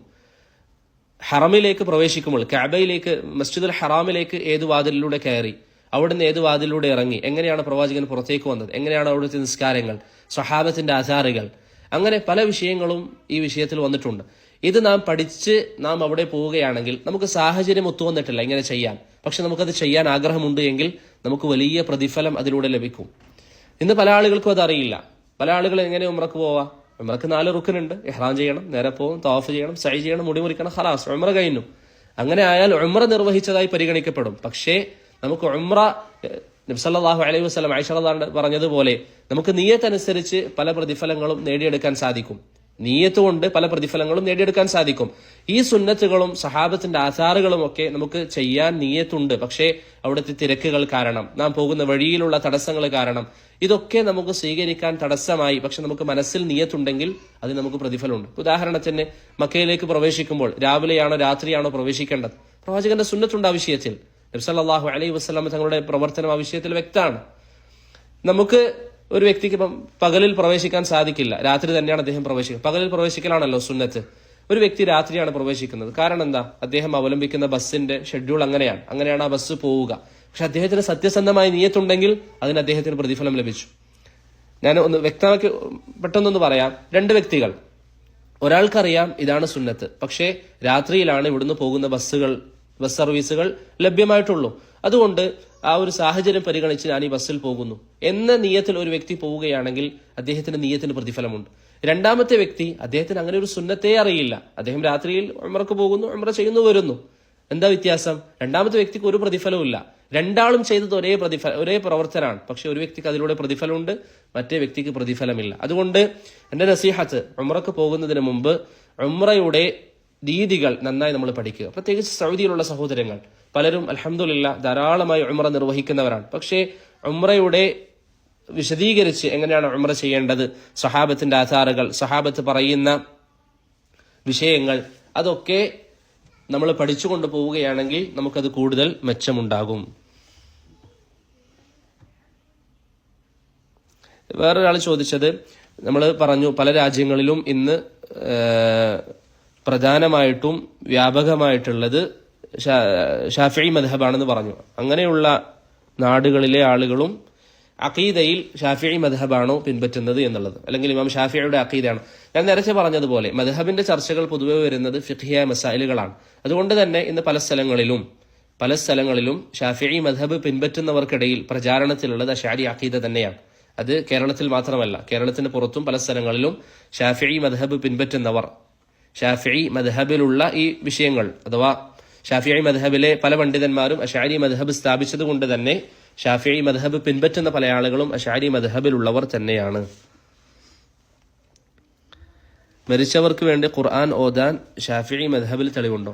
ഇമാം ഷാഫിഈ അതിനെതിരിൽ സംസാരിച്ച വ്യക്തിയാണ്. മരണപ്പെട്ടവർക്ക് വേണ്ടി ഖുർആൻ ഓതുന്നതിൽ ഇമാം ഷാഫിഈ അതിനെതിരിൽ സംസാരിച്ചിട്ടുണ്ട്. ഹാഫിദ് ഇബ്നു കസീർ അദ്ദേഹത്തിന്റെ തഫ്സീറിൽ സൂറത്തുൻ നജ്മിൽ ഈ വിഷയം വിശദീകരിക്കുന്നുണ്ട്. സൂറത്തുൻ നജ്മിൽ അദ്ദേഹം ഈ വിഷയം വിശദീകരിക്കുന്ന സ്ഥലത്ത് ഇമാം ഷാഫിഈ റഹിമഹുല്ലാ മരണപ്പെട്ടവർക്ക് വേണ്ടി ഓതുന്നത് അനുവദിച്ചിട്ടില്ല എന്ന് ഇമാം ഇബ്നു കസീർ റഹിമഹുല്ലാ, ഷാഫിഈ മദ്ഹബിലെ തന്നെ ഇബ്നു കസീർ റഹിമഹുല്ലാ പറഞ്ഞതായി നമുക്ക് കാണാൻ സാധിക്കുന്നതാണ്. പിന്നെ ഇവിടെ മറ്റൊരു വ്യക്തി ചോദിച്ചത്, ഇതാരെ ചോദിച്ചത് എനിക്കറിയില്ല, ഞാൻ നേരത്തെ പറഞ്ഞിരുന്നു, അബൂബക്കർ അൽ ഹജ്ജാജ് റഹിമഹുല്ലാ പറഞ്ഞു, ഇത് വിദ്യാർത്ഥിയാണ്, അബൂബക്കർ അൽ ഹജ്ജാജ് റഹിമഹുല്ല പറഞ്ഞു, ഇമാം നസായി റഹിമഹുല്ലയുടെ ഹദീസുകളാണ് ഞാൻ പ്രധാനമായും ഉദ്ധരിക്കാറുള്ളത്. ഇമാം നസായി റഹിമുല്ല ഷീഇയാണോ എന്നുള്ളത് അല്ലാഹു മുസ്തആൻ. ഇമാം നസായി റഹിമഹുല്ല അദ്ദേഹം അഹ്ലുസുന്നയുടെ ഇമാമാണ്. ഇമാം നസായി റഹിമഹുല്ല അഹ്ലുസുന്നയുടെ ഇമാമാണ്. അദ്ദേഹം ഷീഇയാണ്, അല്ലെങ്കിൽ അദ്ദേഹത്തിൽ തശയ്യുഅ് ഉണ്ട് എന്ന് ചില പണ്ഡിതന്മാർ പറഞ്ഞിട്ടുണ്ട്. ഇബ്നു ഖല്ലിഖാൻ, അതുപോലെ തന്നെ ഷെയ്ഖുൽ ഇസ്ലാം ഇബ്നു തൈമിയ റഹിമഹുല്ല, അവരൊക്കെ ഇമാം നസഈ റഹിമഹുല്ലക്ക് തശയ്യുഅ് ഉണ്ട് എന്ന് സൂചിപ്പിച്ചിട്ടുണ്ട്. പക്ഷെ അത് ശരിയല്ല. ഇബ്നു തൈമിയ റഹിമഹുല്ല പറഞ്ഞതാണെങ്കിലും ഇബ്നു ഖല്ലിഖാൻ പറഞ്ഞതാണെങ്കിലും അത് ശരിയല്ല. ഹാഫിദ് ഇബ്നു കസീർ റഹിമഹുല്ല ഈ വിഷയം സൂചിപ്പിക്കുമ്പോൾ ഇബ്നു കസീർ പറഞ്ഞത് ഇങ്ങനെയാണ്, അദ്ദേഹത്തിലേക്ക് തശയ്യുഅ് ചേർത്തപ്പെട്ടിട്ടുണ്ട്. അപ്പൊ ഇബ്നു കസീറിന്റെ ആ ഒരു ഉദ്ധരണി വായിക്കുന്ന ഏതൊരാൾക്കും മനസ്സിലാകുന്ന കാര്യം എന്താ? ഇബ്നു കസീർ റഹിമഹുല്ല അത് അംഗീകരിക്കാത്ത വ്യക്തിയാണ്. രണ്ടാമത്തെ വിഷയം, എന്തുകൊണ്ടാണ് ഇമാം നസഈ റഹിമഹുല്ല തശയ്യുഅ് ആരോപിക്കപ്പെട്ടത്?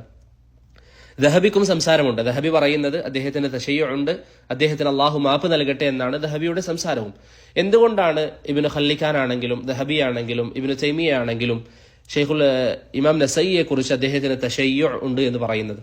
ഇത് നിങ്ങൾ ശ്രദ്ധിക്കുക. ഇമാം നസഈ റഹിമഹുല്ല അദ്ദേഹത്തിന് തശയ്യുഅ് ഉണ്ട് എന്ന് പറയാൻ പ്രധാനമായും രണ്ട് കാരണങ്ങളാണ്. ഒന്ന്, അദ്ദേഹം അലി റളിയല്ലാഹു അൻഹുവിന്റെ ഫളായിലുകൾ വിശദീകരിക്കുന്ന ഒരു കിതാബ് എഴുതിയിട്ടുണ്ട്. അലി റളിയല്ലാഹു അൻഹുവിന്റെ ഫളായിലുകൾ, ശ്രേഷ്ഠതകൾ വിശദീകരിക്കുന്ന ഒരു ഗ്രന്ഥം അദ്ദേഹം എഴുതിയിട്ടുണ്ട്.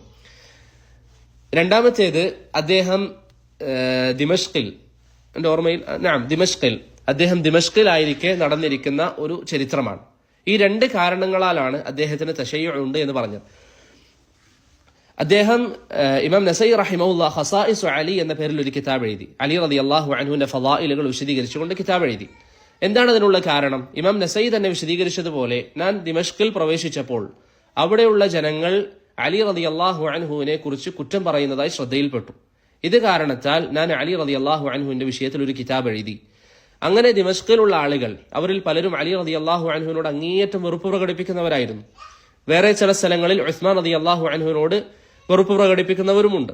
അപ്പൊ അലി റളിയല്ലാഹു അൻഹുവിനോട് വെറുപ്പ് പ്രകടിപ്പിക്കുന്ന ഈ ആളുകൾക്കിടയിൽ ഇമാം നസഈ ഈ കിതാബ് എഴുതിയപ്പോൾ ചില ആളുകൾ അദ്ദേഹത്തിന് അരികിൽ വന്നിട്ട് പറഞ്ഞു, നിങ്ങൾ അലി റളിയല്ലാഹു അൻഹുവിന്റെ വിഷയത്തിൽ ഫളായിൽ എഴുതിയതുപോലെ മുആവിയ റളിയല്ലാഹു അൻഹുവിന്റെ വിഷയത്തിലും കിതാബ് എഴുതണം, മുആവിയ റളിയല്ലാഹു അൻഹുവിന്റെ വിഷയത്തിലും കിതാബ് എഴുതണം എന്ന് പറഞ്ഞു. ഈ സമയം ഇമാം നസഈ റഹിമഹുള്ള അവരോട് ചോദിച്ചു, മുആവിയയുടെ ഫളായിലിൽ എന്താണ് ഞാൻ എഴുതേണ്ടത്? മുആവിയയുടെ ഫളായിലിൽ എന്താണ് ഞാൻ എഴുതേണ്ടത്? വേറെ ചില റിവായത്തുകളിൽ കാണാം, ഇമാം നസഈ റഹിമഹുള്ള അവരോട് ചോദിച്ചു, അലി റളിയല്ലാഹു അൻഹുവിനെ പോലെ ഒരു റഅസ് ആകാൻ മാത്രം, അഥവാ അത്രയും വലിയൊരു സ്ഥാനം വഹിക്കാൻ മാത്രം മുആവിയക്ക് സ്ഥാനമുണ്ടോ എന്ന നിലയിൽ ഒരു ചോദ്യവും ഇമാം നസഈ റഹിമഹുള്ള അവരോട് ചോദിച്ചതായി നമുക്ക് കാണാം. ഇങ്ങനെ ഇമാം നസഈ റഹിമഹുള്ള അവരോട് ചോദിച്ചപ്പോൾ ആ ആളുകൾക്ക് ദേഷ്യം വന്നു. ഇമാം നസഈയുടെ ഒരു പ്രത്യേകത എന്താണ്? കുതുബ് സിത്ത എന്ന് നമ്മൾ പറയുന്ന ബുഖാരി, മുസ്ലിം എന്ന് ഈ 6 ആളുകളുണ്ടല്ലോ, അതിലേറ്റവും അവസാനം മരണപ്പെട്ട വ്യക്തിയാണ് ഇമാം നസഈ റഹിമഹുള്ള. അദ്ദേഹം വലിയ വയസ്സുവരെ ജീവിച്ചിട്ടുണ്ട്. ഏകദേശം 88ാമത്തെ വയസ്സിലാണ് എൻ്റെ ഓർമ്മയിൽ അദ്ദേഹം മരണപ്പെടുന്നത്. ഹിജറ 303-ലാണ്. അപ്പോൾ അദ്ദേഹം ധാരാളം വർഷം, 4-ാം നൂറ്റാണ്ടിന്റെ തുടക്കത്തിലാണ് അദ്ദേഹം മരിക്കുന്നത്. അപ്പോൾ അദ്ദേഹത്തെ സംബന്ധിച്ചിടത്തോളം 88ാമത്തെ വയസ്സിലാണ് അദ്ദേഹം ദമസ്കസിലെ ഈ സംഭവം നടക്കുന്നത്. അപ്പോൾ ആളുകൾ മുആവിയയുടെ ഫളായിലുകളിൽ എഴുതാൻ വേണ്ടി പറഞ്ഞപ്പോൾ അദ്ദേഹം പറഞ്ഞു, മുആവിയയുടെ ഫളായിൽ എന്താണ് ഞാൻ എഴുതേണ്ടത് എന്ന് അദ്ദേഹം സംസാരിച്ചു. അത് കാരണത്താൽ ഈ ആളുകൾ അദ്ദേഹത്തെ ശാരീരികമായി ഉപദ്രവിക്കുകയും പിന്നീട് ആ നാട്ടിൽ നിന്ന് അദ്ദേഹത്തിന് പുറത്തേക്ക് കടക്കേണ്ടി വരികയും ചെയ്തു. അങ്ങനെ ഇമാം നസഈയുടെ ചരിത്രത്തിൽ പറയുന്നത്, അദ്ദേഹത്തെ ഒട്ടകപ്പുറത്ത് അല്ലെങ്കിൽ കുതിരപ്പുറത്ത് വഹിച്ചുകൊണ്ട് ചില ചരിത്ര കിതാബുകളിൽ കാണുന്നത് റംലയിലേക്ക്, ഫലസ്തീനിന്റെ ഭാഗത്തേക്ക് അദ്ദേഹത്തെ കൊണ്ടുപോയി. വേറെ ചില കിതാബുകളിൽ കാണുന്നത് അദ്ദേഹത്തെ മക്കയിലേക്ക് അദ്ദേഹത്തെ കൊണ്ടുവന്നു. അങ്ങനെ അവിടെ വെച്ച് മരണം സംഭവിക്കുകയും മക്കയിൽ സ്വഫ മർവയുടെ ഇടയിലാണ് അദ്ദേഹത്തെ മറവ് ചെയ്തത് എന്ന് നമുക്ക് കാണാം. ഞാൻ പറഞ്ഞു വന്നത്, ഇമാം നസഈക്കെതിരിൽ അദ്ദേഹം ഷീഇയാണ് എന്ന് പറയാൻ അവലംബിച്ച 2 കാരണം ഇതാണ്. ഒന്ന്, അലി റളിയല്ലാഹു അൻഹുവിന്റെ ഖസായിസുകളിൽ, പ്രത്യേകതകളിൽ അദ്ദേഹം കിതാബ് എഴുതി. രണ്ടാമത്തേത്, മുആവിയ റളിയല്ലാഹു അൻഹുവിന്റെ വിഷയത്തിൽ കിതാബ് എഴുതാൻ വേണ്ടി പറഞ്ഞപ്പോൾ അദ്ദേഹം വിസമ്മതിച്ചു. പക്ഷേ ഇതിൽ നിന്ന് നമുക്ക് അദ്ദേഹം മുആവിയെ സ്വീകരിക്കുന്നില്ല എന്ന് മനസ്സിലാക്കാൻ സാധിക്കുമോ? ഒരിക്കലുമില്ല. കാരണം അദ്ദേഹം തന്നെ പറഞ്ഞതായി നമുക്ക് കാണാം, മുആവിയ റളിയല്ലാഹു അൻഹു സ്വഹാബത്തിലേക്കുള്ള വാതിലാണ്. മുആവിയെ കുറ്റം പറയുന്നവൻ സ്വഹാബത്തിനെ കുറ്റം പറയാനാണ് ഉദ്ദേശിക്കുന്നത് എന്ന് അദ്ദേഹം പറഞ്ഞിട്ടുണ്ട്. മാത്രമല്ല, അദ്ദേഹത്തിന്റെ കിതാബിൽ, വളരെ പ്രസിദ്ധമായ കിതാബ്, നമ്മൾ പൊതുവെ നസായി എന്ന് പറയാറുണ്ട്, ഇമാം നസായിയിൽ ഉദ്ധരിച്ചു എന്ന് പറയാറുണ്ട്. അതേതാ കിതാബ്? അസ്സുനനുൽ കുബ്രയാണോ അസ്സുനനുൽ സുഗ്റയാണോ?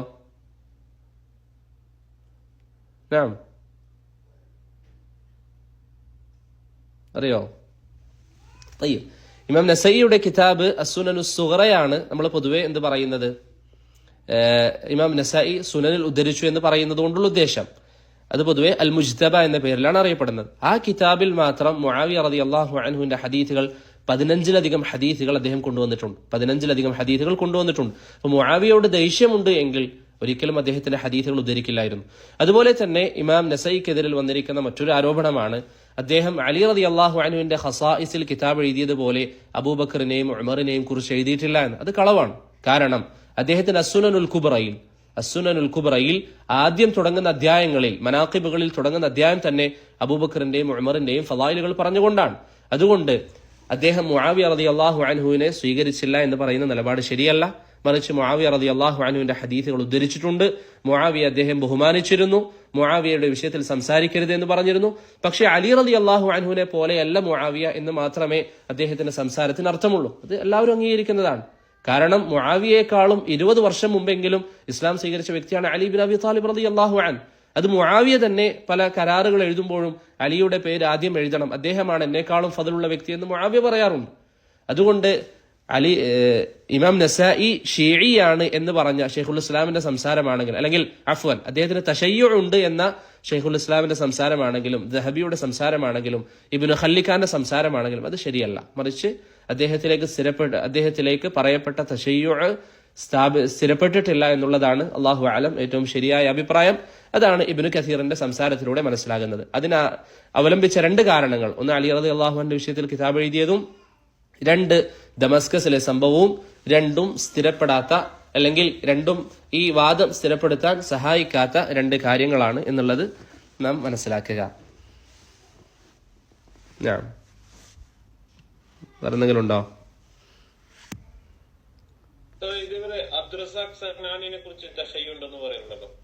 അബ്ദുറസാഖ് സനആനിയുടെ വിഷയത്തിലും സംസാരമുണ്ട്. ഇൻഷാ അല്ലാഹ് നമുക്ക് മറ്റൊരിക്കൽ അത് വിശദീകരിക്കാം. ധാരാളം പണ്ഡിതന്മാർ, ഷെയ്ഖുൽ ഇസ്ലാമിന് ഈ സംസാരത്തിൽ എൻ്റെ ഓർമ്മയിൽ അദ്ദേഹം ചേർത്ത് പറഞ്ഞ രണ്ടാളുകളെ, ഒന്ന് നസൈ മറ്റൊന്ന് ഇബ്നു അബ്ദുൽ ബർ, രണ്ടാളുകളിലേക്കും ഷെയ്ഖുൽ ഇസ്ലാം അത് സ്ഥാപിച്ചുകൊണ്ടാണ് പറയുന്നത്. അത് ശരിയല്ല, അല്ലാഹു അലം.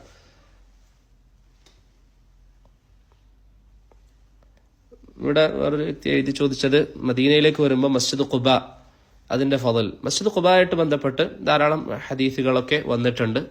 അതിൽ ഒരു ഫضൽ അത് തഖ്വയിൽ സ്ഥാപിതമായ മസ്ജിദാണ്. തഖ്വയിൽ സ്ഥാപിതമായ മസ്ജിദാണ്. ഖുർആനിൽ അല്ലാഹു പറഞ്ഞതുപോലെ ലമസ്ജിദുൻ ഉസ്സിസ അല തഖ്വ. അതിൽ അഭിപ്രായ വ്യത്യാസമുണ്ട് ഏത് മസ്ജിദാണ് അതുകൊണ്ടുള്ള ഉദ്ദേശം. ഒരിക്കൽ നബി സല്ലല്ലാഹു അലൈഹി വസല്ലമ തങ്ങൾ സ്വഹാബത്തിനിടയിലേക്ക് വന്നപ്പോൾ അവർക്കിടയിൽ അഭിപ്രായ വ്യത്യാസം കണ്ടു. ചോദിച്ചു, എന്തിനാണ് നിങ്ങൾ തർക്കിച്ചിരിക്കുന്നത്? അവർ പറഞ്ഞു, ലമസ്ജിദുൻ ഉസ്സിസ അല തഖ്വ, തഖ്വയിൽ അധിഷ്ഠിതമായ പള്ളി എന്നതുകൊണ്ട് ഉദ്ദേശം ഖുബയാണ്, മസ്ജിദ് നബവിയാണ്. പ്രവാചകൻ പറഞ്ഞു മസ്ജിദ് നബവിയാണ്.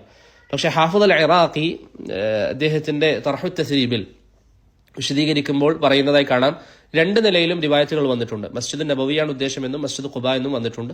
രണ്ടും അതുകൊണ്ടുള്ള ഉദ്ദേശമാണ്. എന്നിരുന്നാലും മസ്ജിദ് ഖുബ തഖ്വയിൽ അധിഷ്ഠിതമായ പള്ളിയാണ് എന്നതിൽ ആർക്കും തർക്കമില്ല. അത് ഒന്നാമത്തെ ഫضലാണ്.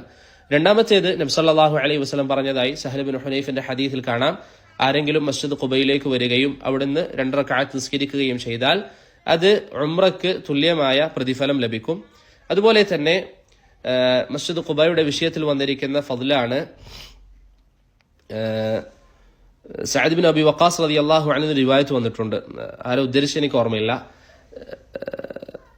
ഉമർ ബിൻ ഷബ്ബ അദ്ദേഹത്തിന്റെ അഖ്ബാറുൽ മദീനയിൽ സഅദ് ബിൻ അബി വഖാസ് റളിയല്ലാഹു അൻഹുവിൽ നിന്ന് ഉദ്ധരിക്കുന്ന ഒരു അഥറിൽ കാണാം, ബൈത്തുൽ മഖ്ദിസിൽ ചെന്ന് 2 തവണ നിസ്കരിക്കുന്നതാണ്, ബൈത്തുൽ മഖ്ദിസിൽ ചെന്ന് 2 തവണ നിസ്കരിക്കുന്നതിനേക്കാൾ എനിക്കിഷ്ടം മസ്ജിദ് ഖുബായിൽ വന്ന് നിസ്കരിക്കുന്നതാണ് എന്ന് സഅദ് ബിൻ അബി വഖാസ് റളിയല്ലാഹു അൻഹു പറഞ്ഞതായി നമുക്ക് കാണാം. അതുപോലെ തന്നെ അദ്ദേഹം പറയാറുണ്ട്, ജനങ്ങൾക്ക് മസ്ജിദ് ഖുബായുടെ ഫضൽ അറിയായിരുന്നുവെങ്കിൽ അവർ മസ്ജിദ് ഖുബ ഒരിക്കലും ഒഴിവാക്കില്ലായിരുന്നു എന്ന് സഅദ് ബിൻ അബി വഖാസ് റളിയല്ലാഹു അൻഹു പറഞ്ഞതായി ഉമർ ബിൻ ഷബ്ബ അദ്ദേഹത്തിന്റെ അഖ്ബാറുൽ മദീനയിൽ ചില റിവായത്തുകൾ ഉദ്ധരിക്കുന്നുണ്ട്. അതുകൊണ്ട് മസ്ജിദ് ഖുബ ശർഇൽ വളരെ പ്രാധാന്യമുള്ള മസ്ജിദാണ്. ഒരിക്കലും മദീനയിൽ വരുന്ന ആളുകൾ അതിലേക്ക് പോകുന്നതിൽ അലസത കാണിക്കാതിരിക്കുക.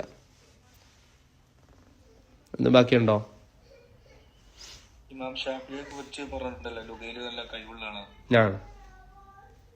പൊതുവെ ഈ ലാമസ്തുമുൻ നിസ എന്നുള്ളതിനോട് എങ്ങനെ മനസ്സിലാക്കേണ്ടത്? ഇമാം ഷാഫിഈ റഹിമഹുല്ലാഹു ലാമസ്തുമുൻ നിസ എന്നുള്ളതിന് ജിമാഅ കൊണ്ട് വിശദീകരിച്ച വ്യക്തിയാണ്. അതിൽ ഖിലാഫുണ്ട്. ഇമാം ഷാഫിഈ ലുഗയിൽ കഴിവുള്ള ആളാണ് എന്ന് പറയുമ്പോൾ തന്നെ ഞാൻ നേരത്തെ പറഞ്ഞിരുന്നു, ഇമാം ഷാഫിഈ ഭാഷയിൽ ഹുജ്ജത്താണ് എന്നുള്ളത് അസ്ഹരിയെ പോലുള്ള ഉലമാക്കൾ ഉദ്ധരിച്ചതാണ്. അസ്ഹരിയെ പോലുള്ള ഉലമാക്കൾ ഉദ്ധരിച്ചിട്ടുണ്ട്. പക്ഷേ അതുപോലെ വേറെയും ധാരാളം ഉലമാക്കളുണ്ട്. അല്ലെങ്കിൽ പഴയ കാലഘട്ടത്തിൽ ഉപയോഗിക്കുന്ന ഭാഷ നിങ്ങൾ നോക്കിയാൽ വേറെയും ആളുകളുടെ വാക്കുകൾ ഭാഷയിൽ തെളിവാണ്. അപ്പോൾ ലാമസ എന്ന് പറഞ്ഞാൽ എപ്പോഴും ജിമാ ആണോ അർത്ഥമാക്കുന്നത് എന്നുള്ളത് നോക്കണം. എല്ലാ പണ്ഡിതന്മാരും അല്ലെങ്കിൽ എല്ലാ ഭാഷാ പണ്ഡിതന്മാരും അങ്ങനെയാണോ പറഞ്ഞത് അല്ലയോ എന്നുള്ളത് നോക്കണം. ഇമാം ഷാഫിഈയുടെ വീക്ഷണമാണ് ആ പറഞ്ഞത്. ഒന്നത്. രണ്ടാമത്തേത്, ഒരു വിഷയത്തിൽ ഒരു ഹദീസിനെ വിശദീകരിക്കുമ്പോൾ അല്ലെങ്കിൽ ആയത്തിനെ വിശദീകരിക്കുമ്പോൾ അഭിപ്രായ വ്യത്യാസം വന്നാൽ, അതിന്റെ അർത്ഥം എന്താണ് എന്നുള്ളതിൽ അഭിപ്രായ വ്യത്യാസം വന്നാൽ ആദ്യം തന്നെ ഭാഷയല്ല പരിഗണിക്കുക, മറിച്ച് ആദ്യം ശർഈയായി അതിനെന്തെങ്കിലും ഒരു ഉദ്ദേശമുണ്ടോ എന്നുള്ളത് നോക്കും. ശർഈയായി ഇപ്പൊ ഒരു പദം വന്നു, ആ പദത്തിന് ശർഈൽ ഉദ്ദേശിക്കുന്ന ഒരു അർത്ഥമുണ്ട്. ഇപ്പൊ ഉദാഹരണത്തിന് സകാത്ത് എന്ന് പറഞ്ഞാൽ അറബി ഭാഷയിൽ വളരുക എന്നൊക്കെയാണ് അതിന്റെ അർത്ഥം, അല്ലെങ്കിൽ സംസ്കരിക്കുക എന്നുള്ള അർത്ഥങ്ങളൊക്കെയാണ്. പക്ഷെ അറബി ഭാഷയിൽ അതിനൊരു അർത്ഥമുണ്ട്, ഷറയിൽ ഒരു അർത്ഥമുണ്ട്. ഷറയിൽ അർത്ഥം എന്താ? നമ്മൾ പറയാറുള്ള സകാത്ത് കൊടുക്കുക എന്നുള്ളത്. അപ്പൊ അതാണ് മുൻഗണന നൽകുക. അതിൽ നമുക്ക് ലഭിച്ചിട്ടില്ലെങ്കിലാണ് ഈ പറഞ്ഞ ഭാഷാ പരിഗണനകളിലേക്കൊക്കെ പോവുക. അപ്പോൾ ലാമസ്തുമുൻ നിസ എന്നുള്ളതിൽ പണ്ഡിതന്മാർക്ക് ധാരാളം ചർച്ചകളുണ്ട്. കേവലം ഭാഷയുടെ മുകളിൽ മാത്രമല്ല അതിനുള്ള ചർച്ചകൾ നിൽക്കുന്നത്. വേറെ എന്തെങ്കിലും ഉണ്ടോ?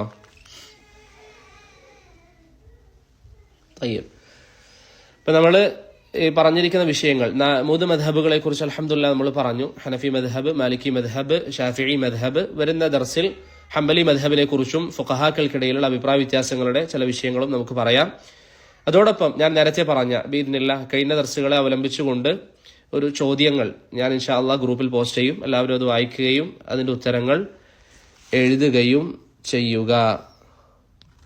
എന്നിട്ട് ഇൻഷാ അല്ലാഹ് എനിക്ക് അയച്ചു തരിക. നിർബന്ധമായിട്ടും പഠിക്കുന്ന കാര്യങ്ങൾ മുറാജഅ ചെയ്യണം. പ്രത്യേകിച്ച് മദ്രസയിലുള്ള ആളുകൾ നിർബന്ധമായിട്ടും പഠിക്കുന്ന കാര്യങ്ങൾ മുറാജഅ ചെയ്യണം. അതിലൊരു കാരണവശാലും അലസത കാണിക്കാൻ പാടില്ല. അല്ലാഹു സുബ്ഹാനഹു വ തആല നമുക്കെല്ലാവർക്കും നാഫിയായ ഇൽമു നൽകി അനുഗ്രഹിക്കുമാറാവട്ടെ. സല്ലല്ലാഹു അലാ മുഹമ്മദിൻ വഅലാ ആലിഹി വസഹ്ബിഹി വസല്ലം. അസ്സലാമു അലൈക്കും വറഹ്മത്തുള്ളാഹി വബറകാതുഹു.